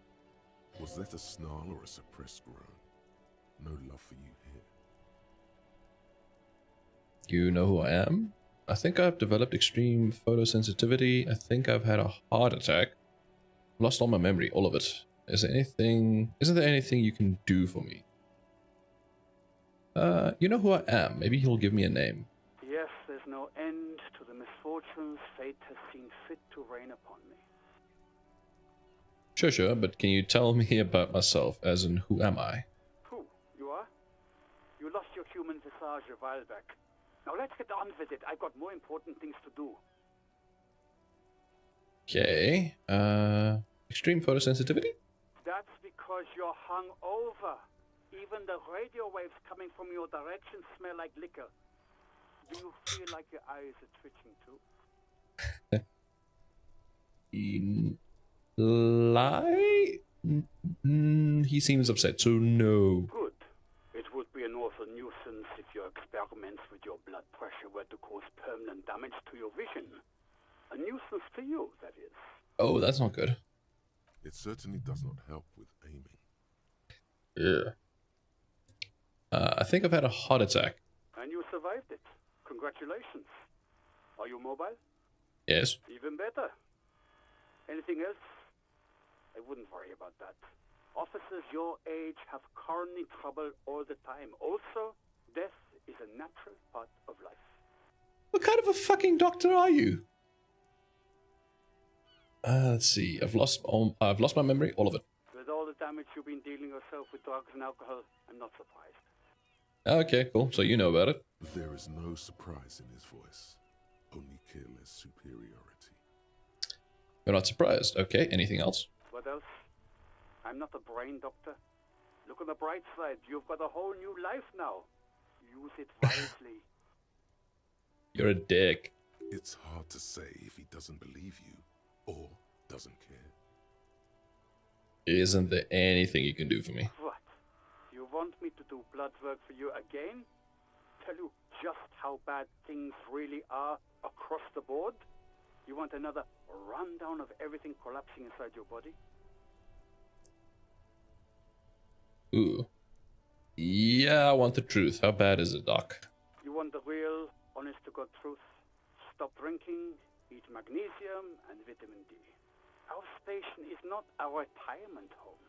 We don't have the funds to deal with rock stars past their prime. So it's political. You're being neglected because of political reasons. Oh, my rhetoric failed. And no, I don't want to hear a political commentary on the topic. In fact, I got work to do. Some idiot has glued his eyelids shut with cyanoacrylate. It looks like Mactorson. It's not fucking cryoacrylate. It's super glue, Doc. Okay. I guess that's it for now. Cool, I got a skill point. The phone clicks, suddenly you hear an already familiar voice. Anything else I can help you with, officer? Yeah, let's connect me to the rest of the precinct. Second, officer. She puts you on hold, the static crackling softly like a bonfire. After a while, you hear an old man greet you from the radio. His rattly voice sounds oddly familiar. 10-2, 10-5. This is 41st. Come in. Over. Jules Badiou. A scrawny old man sits in a dusty cubicle, smoking, with a large white rectangle sewn on his vest. In front of him is a box-shaped apparatus with an array of wires and antennas. The radio switchboard. Hi, this is me here. I work at your station. 10-4. What's your status? Over. My status, it's not good. It's not good. 10-18. 10-20. Over. Can you repeat that? Please talk human to me. These numbers mean nothing. State your message, sir. Over. Okay, hey, we're getting somewhere. I need to report a missing badge. Yes, I'm in need of dire financial assistance. Also, I might sound odd, but there's personal details I'd like to discuss. Let's do financial first, because if I do the badge first, they might not give me money. 10-4, I hear you. I don't have the authority to grant your request, but... Is it him? What does he want? A dry voice asks in the background. He says he needs money. Don't give that asshole anything. He's just gonna drink it all. Alright, that's a negative on the additional funds, sir. Over. Shit. It's paramount to the investigation that you grant me more money. Please, I'm begging you here. I don't have a place to sleep tonight. Okay, I heard you. No funds. It's paramount. He says it's important to the case. He isn't getting a red cent. You can tell him that. Request denied, sir. Over. Yeah, okay, I heard you. No funds. Anything else, sir? Over. Report a missing badge? 10-9, repeat message. Over. My badge, I can't find it anywhere. Basically, it's gone. 10-4, message received. This is a very serious situation. I need to 10-22 the captain. Over. Any other good news? He's saying he lost his badge. He what? He lost his badge? Hey, who is this? Yeah, let's ask. This is Communication Officer Jules Pidieu, sir. Over. Jules Pidieu. No, the other one. You mean your partner? Over. Oh, that's my partner. What is he saying? He's asking who you are. I'm his goddamn partner. It's your partner, Satellite Officer Vicmar, sir. Over. Satellite Officer Vicmar. Okay. Did he lose his memory along with his fucking badge? The man in the background sounds like he's losing his patience. Yeah, probably. Who lost his badge? Dick fucking Mullen. Who do you think? So is my name Dick Mullen? It's Officer Dick Mullen from the bestseller Dick Mullen and the Lost Identity. He says, fighting off laughter. Okay, so it's not my name. Dick Mullen is not your name. Yeah. It's the name of a fictional detective who would not lose his badge. Defend yourself. Immediately. They're laughing at you. Come on, operator, tell him to stop. This is serious. Haha, officer lost his badge. Haha, like I'm the first cop to ever misplace his badge. Can we move on? I want to get reported so I can be done with it. Let's do the middle one. I'm the first cop to lose his badge. He says this has probably happened to other policemen before him and laughs sarcastically. Oh, goddamn it. Is he fucking kidding? The whole station's gonna be dicked for this. Satellite Officer Vikmar is wondering if you might be joking and adds that this tarnishes the reputation of the entire station. Over. Mullen dicked us. Yep. Yeah, I'm not gonna ask the operator to tell them to stop, so let's move on, shall we? 10-4, I hear you, officer. I'm just going to make a note here that you are in pursuit of your misplaced badge. Over. Ooh, a lot of things happened there. I need to go check that out after this. Fuck me. Mac, come here. You've got to hear this. Dick Mullen lost his badge. Listen here, you fucking prick. What's going on? Yeah, that's the arsehole that glued his eyes shut, so I don't want to hear shit about it. Super Cop here lost his badge. He lost his what now? His badge. He lost his goddamn fucking badge. Aha! I can actually mention. Oh, that's so cool. I can mention the fact that he glued his eyes shut because I heard that already. Okay, cool. Okay, so I can do that. Please stop saying. Enough of this now. Have other. Nope. I'm gonna give him shit for gluing his eyes shut. And now you're making fun of me.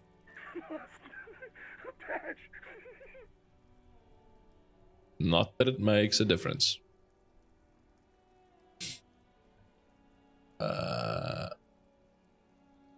He asks you to please stop saying he lost his badge. Why? Did he find it? The room at the other end of the line erupts in volcanic laughter. Sergeant Person was wondering if you found your badge yet. Over.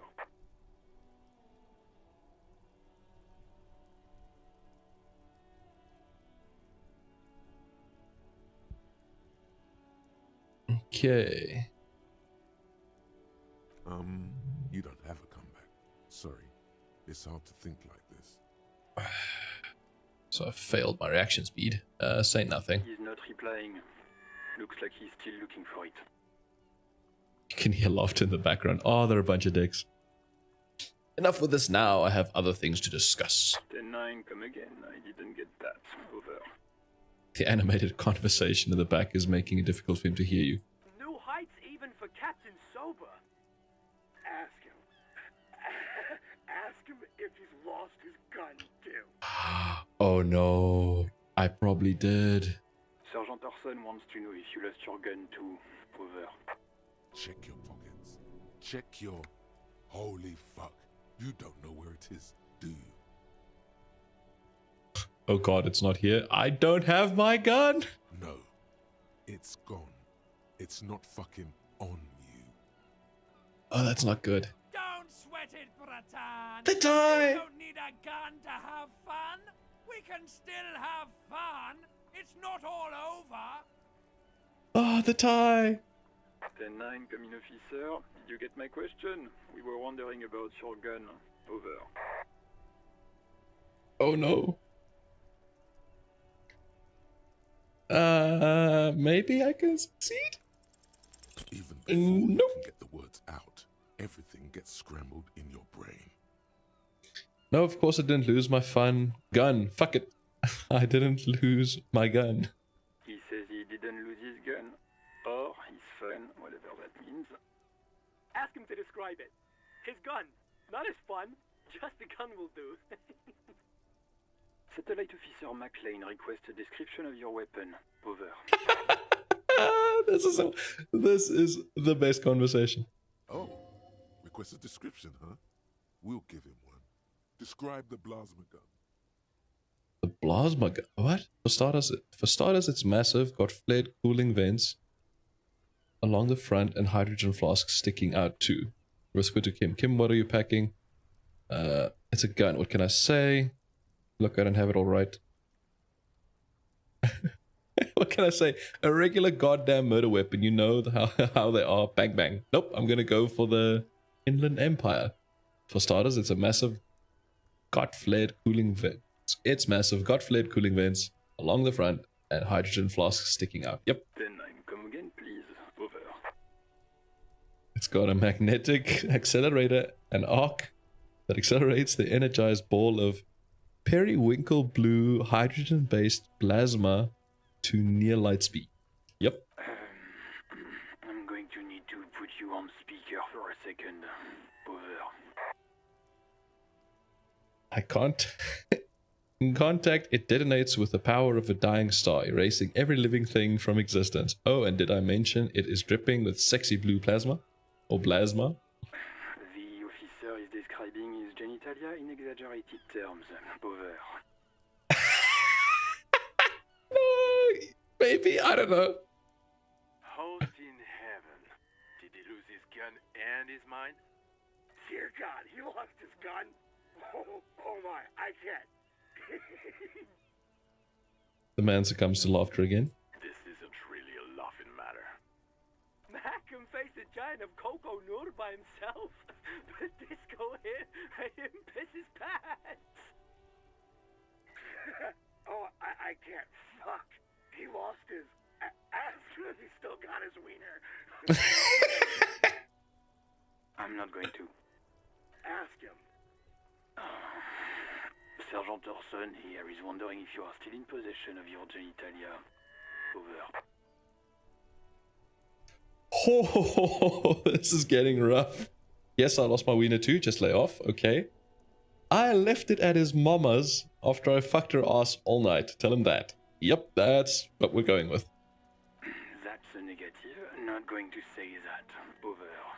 Ah, whatever. You were flipping relaying everything else that they were saying. Screw you, Jules. What's he saying? Share with the class. He said he sodomized your mother.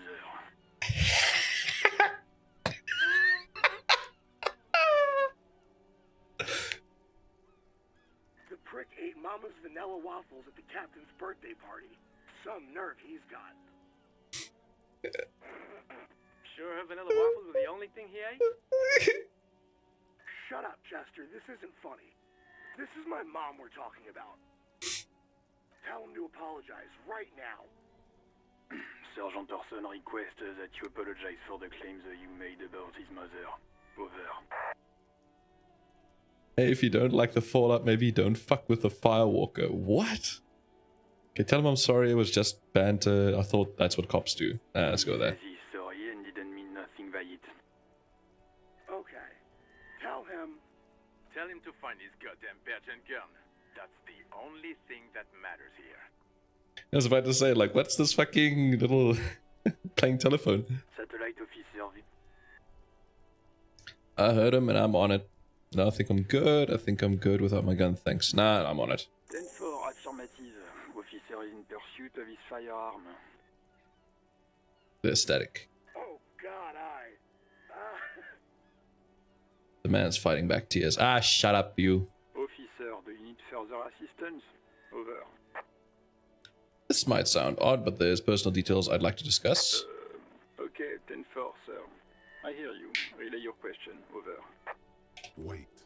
Before you say anything stupid, think it through. What is there to think about? You're going to be looking at a straitjacket if you tell everyone you lost your memory. Be smart about this. Ask if he's there alone. I know he's not there alone. 10-4, sir. I'm not hearing your question.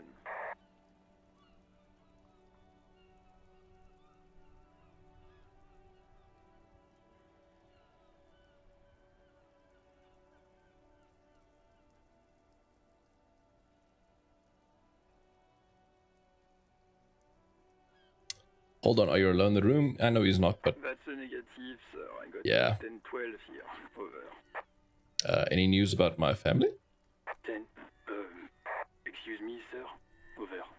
You probably don't want to continue on this road. Yeah, let's stop that line there then. I can't take any more morale hits. Don't know, I think I die if I take another shot or two, so let's not test fate. Nothing, never mind. Come again, sir. I didn't get that. 10-9. Over. Please refer to me with my full name in future. 10-9. Repeat message. I didn't get that, sir. Over. Stop calling me sir and just say use my real goddamn name, will you? What? What is it? What can he possibly still want from us? He seems intoxicated and keeps asking me to call him by his name. Say my name! Say my name! Mullen's drunk and emotionally aggressive. That's new. Wrap it up. Don't indulge in his drunken antics.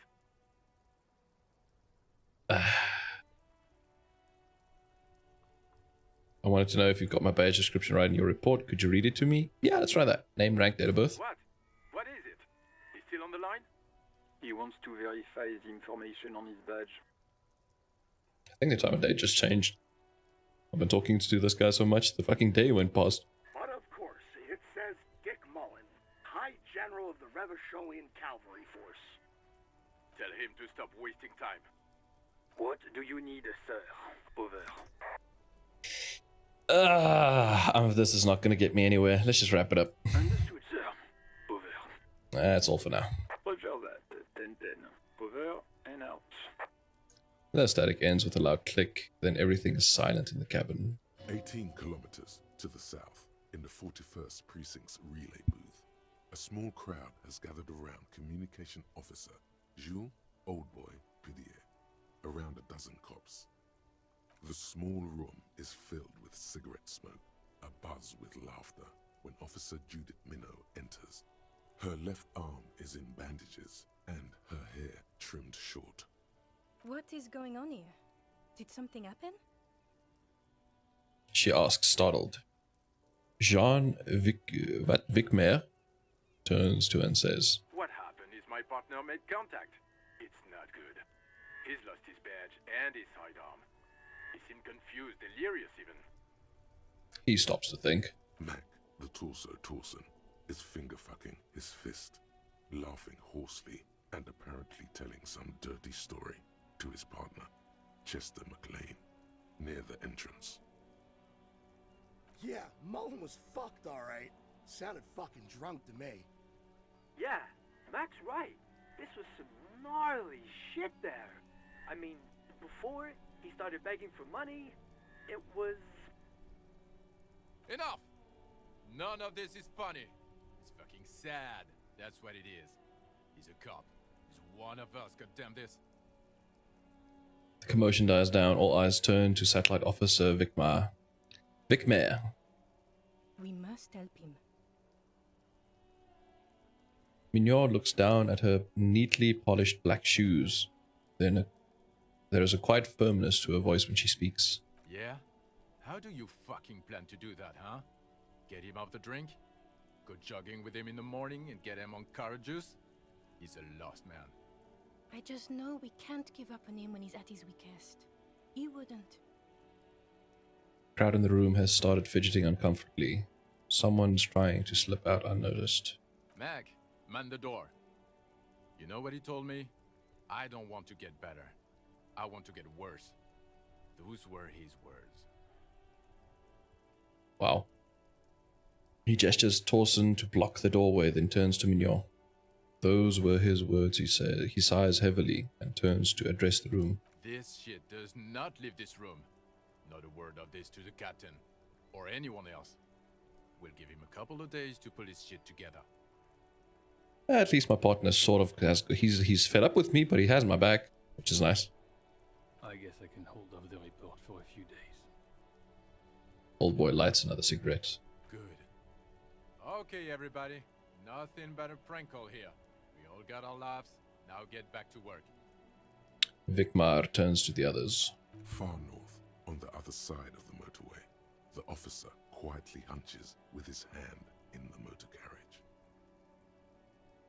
Well, that didn't go too good, or too well, or fucking... That just didn't go as planned at all. Close the door. And leave. Never to come back. Let's see. I almost leveled up twice. Cool.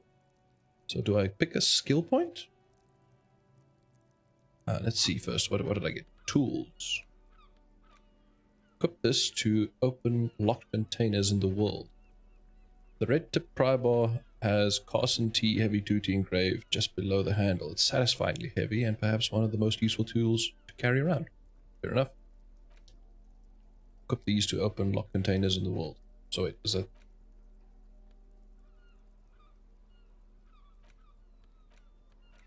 Oh, they basically do the same thing. The meanest looking pair of cutters you have ever seen, made by Gottwald by Walscherm Werkzich. No chain, wire, nor barbed fence will ever... Ooh, barbed fence. Maybe there's barbed fences somewhere. Will ever stand in your way again. They look hungry. Ready to chew steel. Equip this to discover secret orbs in shady areas. Police flashlight bearing the logo of the Grundstilling RAO. A small dynamo packed inside. This handheld illumination device theoretically gives you the ability to produce a tiny amount of electricity anytime, anywhere. So how does that... Oh, so you can right click on it.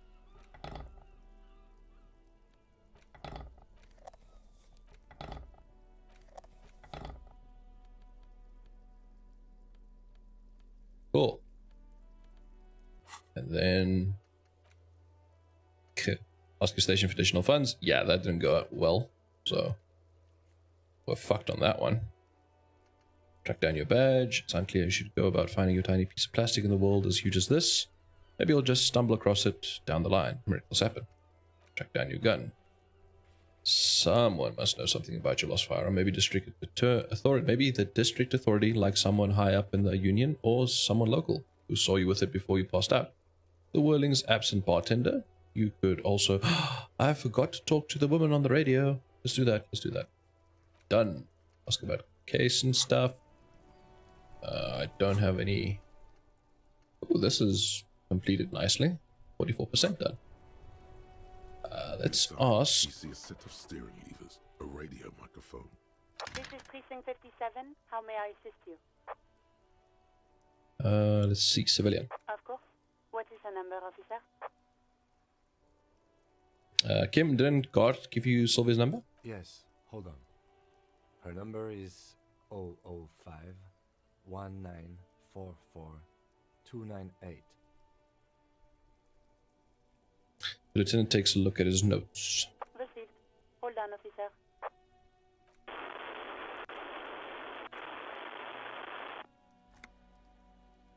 Wait patiently, start slapping a marching rhythm on your thighs. Let's do the rhythm. Give it a minute. She might be busy at the moment. Takes a bit to get to the phone.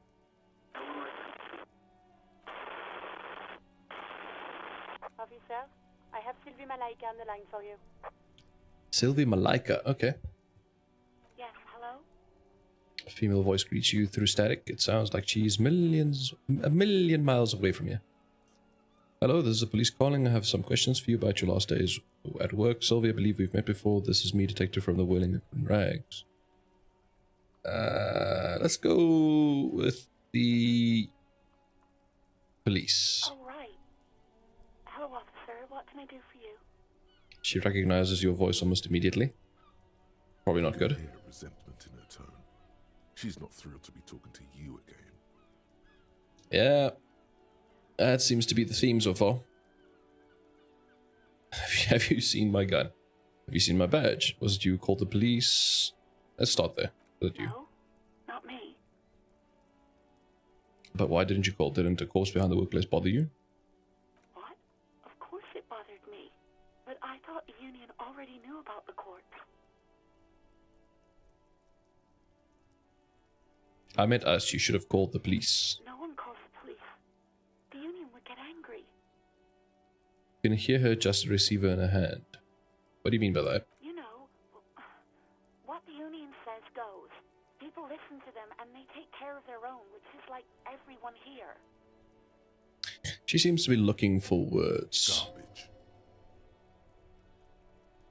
Wait, Kim, lower the microphone. Is she speaking the truth? The union is the law around here. I am the authority around here. Looks like there's a limit to my authority then.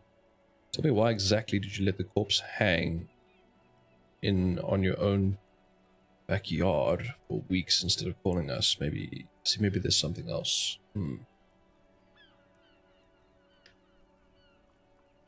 So authority says garbage. I am the authority. Looks like there's a limit to my authority then. Let's try that one. Oh wow.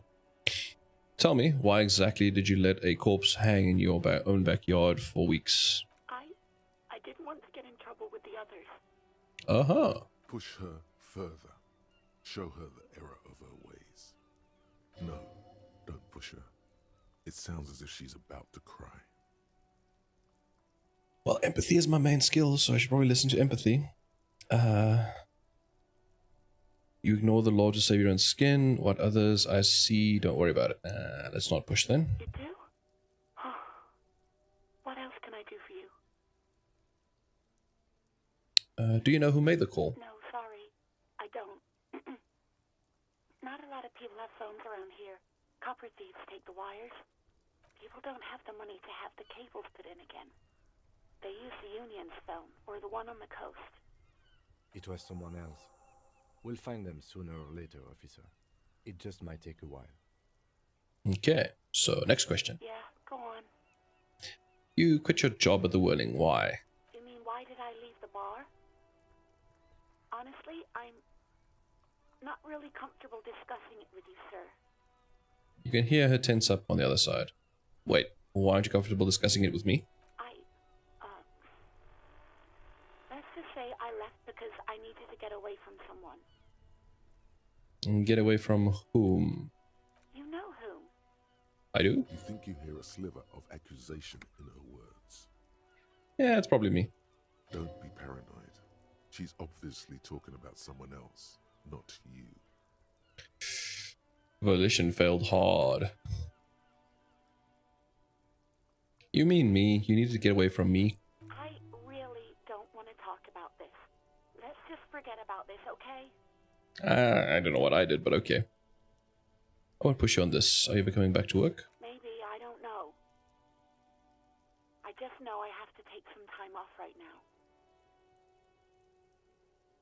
Have you seen my badge? Yes, I know who you are. You're a police officer. The law. My badge is missing. Have you seen it anywhere? Wait. How did you first learn? You told me back in the whirling. You told everybody, and so does your badge. I don't need to hear about it anymore. My badge is missing. Have you seen it? Oh, no, I haven't, sorry. Real policemen have uniforms too, by the way. Where's yours? Not my uniform too. God, I should really look into that. Kim doesn't have a uniform and he seems real. I'm not going to let it slide. I need answers for every little thing. Well, I'm not. I am going to let it slide. I don't need answers. Nah, I need answers. I need to know what the fuck. Not my uniform too? Yes. No, more morale damage. Fuck me, dude. I'm so gonna die and have to replay this. It feels like you haven't worn yours in a long, long time. Uniform? I never saw you in any uniform. You had your things on. The disco things. Well, it is Disco Elysium. Do I dare ask her about the gun? That could kill me. Please, no. Not this again. Everyone saw your cool gun, detective. She sounds beyond exacerbated. You were trying to impress some people with it. Everyone was eating and... She stops hesitantly, not sure if she should continue. And what? What did... this is gonna kill me, isn't it? You were waving it around in everyone's face, begging them to describe it. You said it calms you, and then you started making suicide jokes. It got pretty graphic. Oh, that's rough. Some poor sod was trying to eat his pudding while you were screaming, spit flying, imitating the mercy shot right next to him. Spat some in his food. I don't think he touched it after. Oh shit, I should have killed myself? Wow, that's dark. Why would I threaten to kill myself? I mean, look at this world, I would love to stay. Okay, I don't know what to say. Yes, but what happened to my gun? Yeah, I don't know what to say. Me neither. Fair. I should have killed myself. I think that's gonna be a hit to morale, I don't want to do that. Just conclude. No idea. All I know is next you were waving around money instead, saying things like big butts cannot lie and guns can't buy money, but money can always buy guns. It almost looked like you pawned it, but believe me, I did not ask. Okay, I think I got everything I need, thanks. Ugh. I do hope so. Please, don't call me again. Bye. Empathy? Wait, why does she seem angry with you? I've got a good chance to get it right. Yes, I did. You have obviously done something to upset her at the Whirling in Rags when she was still working there. Wait, before you go, you're mad at me, right? Tell me, what did I do? I can't remember anything. Oh, please don't kill me. I'm not mad. It's just you were so drunk and so emotional all the time, and then the skua thing happened. It just made me want to quit. What skua thing? The bird, the great skua. You threw it against the wall while screaming, "Fuck that bird," Right. and laughing like a maniac. So I'm the one that fucked up the bird. That God is busy fixing. Right. Just gets better. I think you said it had been giving you shit ever since you got there. Yeah, this sounds like me, alright. Well, from what I know so far, yeah, it does sound like me. Doesn't sound anything like me. I love birds. Bitch, a bitch bird got what was coming to her. Why do I always end up screwing everything up? It's between 1 and 4. 1? Didn't seem like you had fun doing it, though. So you're telling me that I was the one who made you want to quit? Yes, obviously. You were the worst client I've ever seen. And I have seen so many assholes in this place. I've had sailors fighting, union guys grabbing my ass, kids stealing booze. Once a guy was glued to the karaoke machine every night for 2 months. But you... She pauses. Go on. I want to know what I did. I should stop. It's gonna kill me. Well, you were worse than all of them. Honestly, you were getting borderline aggressive. Even about little things like not turning down the volume at 3 a.m. I even liked one of those songs you kept listening to on repeat. No more. I hate it now. Which song? We Go On by the OO. I can't listen to it anymore. You've turned it into a parody. Sorry about the song. To hell with that song. Then there was your room. Your project. An experiment to see how bad it can get in there. I tried to send the cleaner, but you wouldn't let me. Threatened to make me understand. I had no idea what you meant, and I don't want to know. And then you screamed something about how you're a piece of shit human being, and why does anyone even let you work as a policeman? That you'd fire yourself, but you can't even do that. That does sound intense. And then I had to deal with your toilet. The one you clogged with police documents, causing water damage downstairs in the kitchen. I won't even mention you waving your gun around, harassing customers, threatening to sing karaoke, threatening to kill yourself. Wait, police documents? The ones I had to wrench out of your toilet. What happened to them? Damn it, I don't remember what I did to your damn papers. I don't remember every little thing I do. Resentment gives way to concern in her voice. Especially when there's a hurricane loose. It's your fault for losing them, not mine. Something in you wants to immediately forget about this, as if there was a reason you threw them away.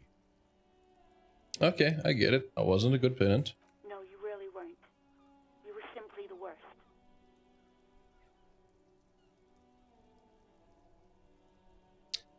Wow. I was trying to show you the world of tomorrow, the great panic at the end. Well, you're the worst tavern wench I've ever seen. Jeez, dude. Girl, just loosen up a little. Don't you ever party? Huh. I don't even know what to say. Truly sorry for everything, Sylvie. Yeah, let's... Now, there has to be a reason for it, though. But the actions aren't justifiable, so say sorry. God, I knew I shouldn't have brought it up.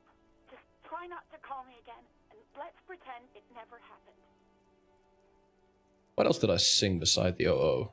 I'm looking for a song. All sorts of things. From disco, rock too. So much disco and rock. Was I singing the smallest church in Saint Seance? Seance? Something like that. Yes, that's the one you like to sing along to the most. The later it got, the more that one came on. Interesting. You still have to find a copy, though, before you can blast it. Right, thank you for talking with me. Take care. Bye. A sigh of relief on the other end of the radio. Wordless, the call breaks. Then, the already familiar voice. Anything else I can help you with, officer? Yeah, no, I'm done. 57's over and out. In the cabin, you see a set of steering levers. Close the door. I'm done. That was horrific. Keep searching for the caller despite lacking any obvious leads. This might take some time. Yep, that might take some time. Oh shit, I need to...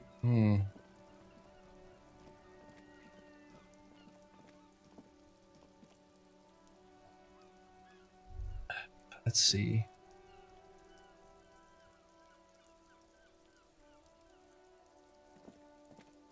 Can't open this with this, can I? Nope. Maybe with the crowbar? Nope, still not.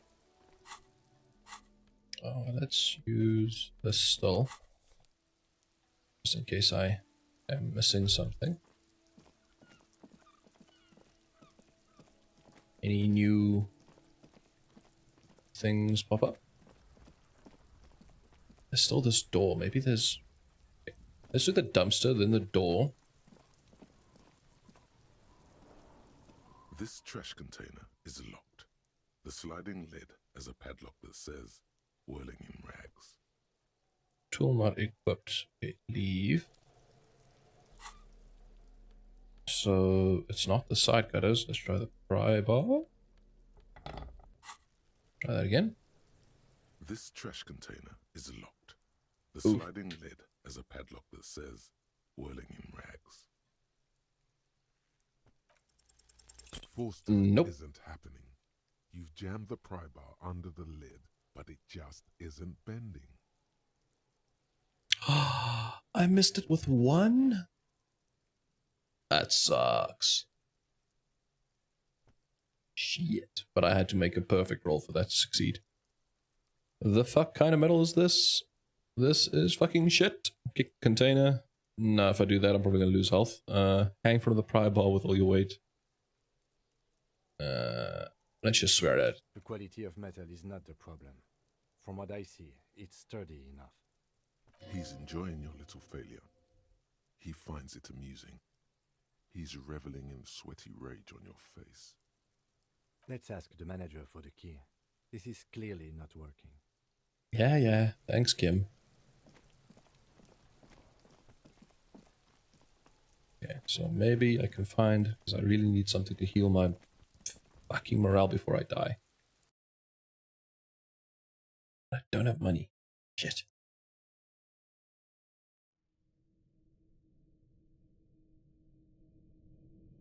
Alright, so there's a lot of stuff going on here.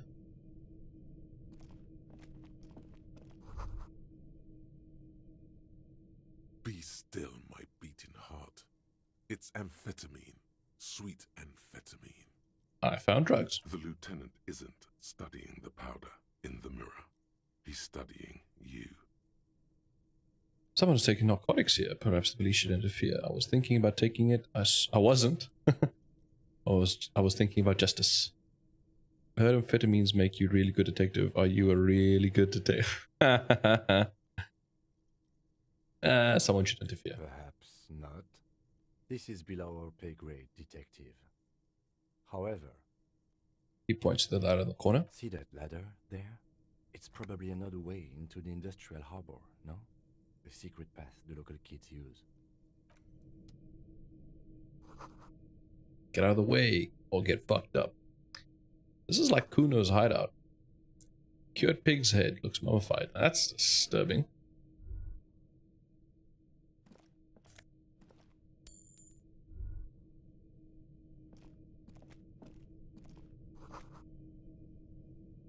Empty tube of magnesolum, magnesium supplement.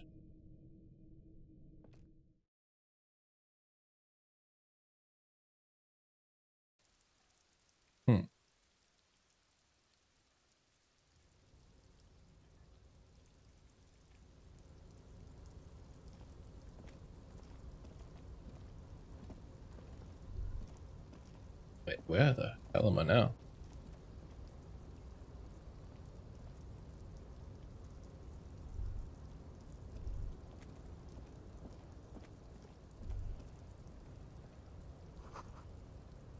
It's always going to collapse soon. Restoration pillars keep ruins together.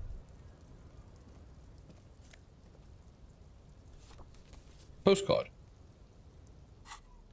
Item. This postcard depicts an ill-advised residential area overlooking the Jamrock Quarter. 13-story buildings line the hillside like sarcophagi. An ominous fog already rising from behind. These are the last boom years in 39. The project fails catastrophically, leaving behind an opiate and hepatitis B infested slum. Ugh, that's not good. Okay, so we saw absolutely nothing.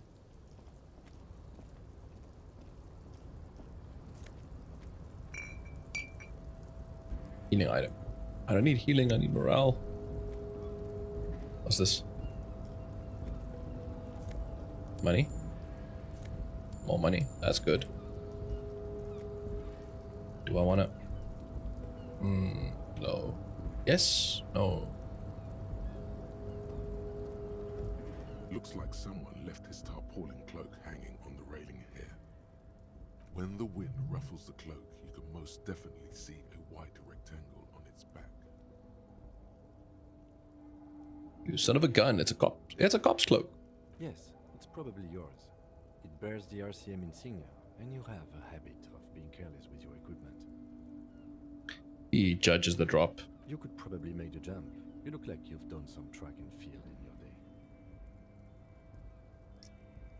Ooh, savoir-faire. Go for the cloak, jump over the ledge. Ooh, shit. Look around. The wind is aggressive up here. The lieutenant looks at the enormous crane towering in the distance over the container yard. The look in his eyes is a mix of the engineer-like interest and the wonder of a 6-year-old seeing a horse for the first time. That machine is a Cavalsund 1020 HK. Cavalsund. Motherfucker, let out a whistle. Now that's a huge crane. It's just a machine, Lieutenant. Like a giant hammer or a pair of pliers. Nothing to see. Let's indulge him. Is it? Cavalsund makes a lot of heavy equipment, but this is phenomenal, even for them. He looks at you, impressed. But I digress. We were focusing on your cloak here. He looks at the sad piece of fabric flapping in the wind. What exactly are we doing up here? What are we doing? We're awfully close to breaking into the industrial harbor. They are bound to have information for us. I thought that was our intention. Is it though? Or it could be that we are just exploring. He looks around, wind rustling in his hair. Yeah, we're exploring. He's thinking you've forgotten where you are again. Well, do you think this cloak is mine? Should I go for it? Jump? The cloak? I do think it's yours, yes. As to whether you should go for it? He looks over the ledge at the cold pavement below. Well, it doesn't seem too dangerous. 2 meter stops. Whenever you're ready to do it, I'll be right behind you. Oh, shh. Yeah, not right now. Let's... What time is it? Nah, I think that's a good space to save. You save. And I think that is where I'm gonna call it for tonight. Thanks everybody for tuning in. It was a lot of fun. This is very amusing. I'm having fun, and hope you guys are enjoying. There won't be a stream tomorrow night. I'm having tests done for reasons. So no stream tomorrow night. I'm not sure about Wednesday yet, and I think Thursday we are all supporting Minnow with his last competition stream to see if he can win the competition. So hopefully I'll see you guys Wednesday. thanks for sticking with me. Thanks for watching and laughing with if you've been enjoying it. And I hope to see you guys soon again. Good luck. Have fun. Bye.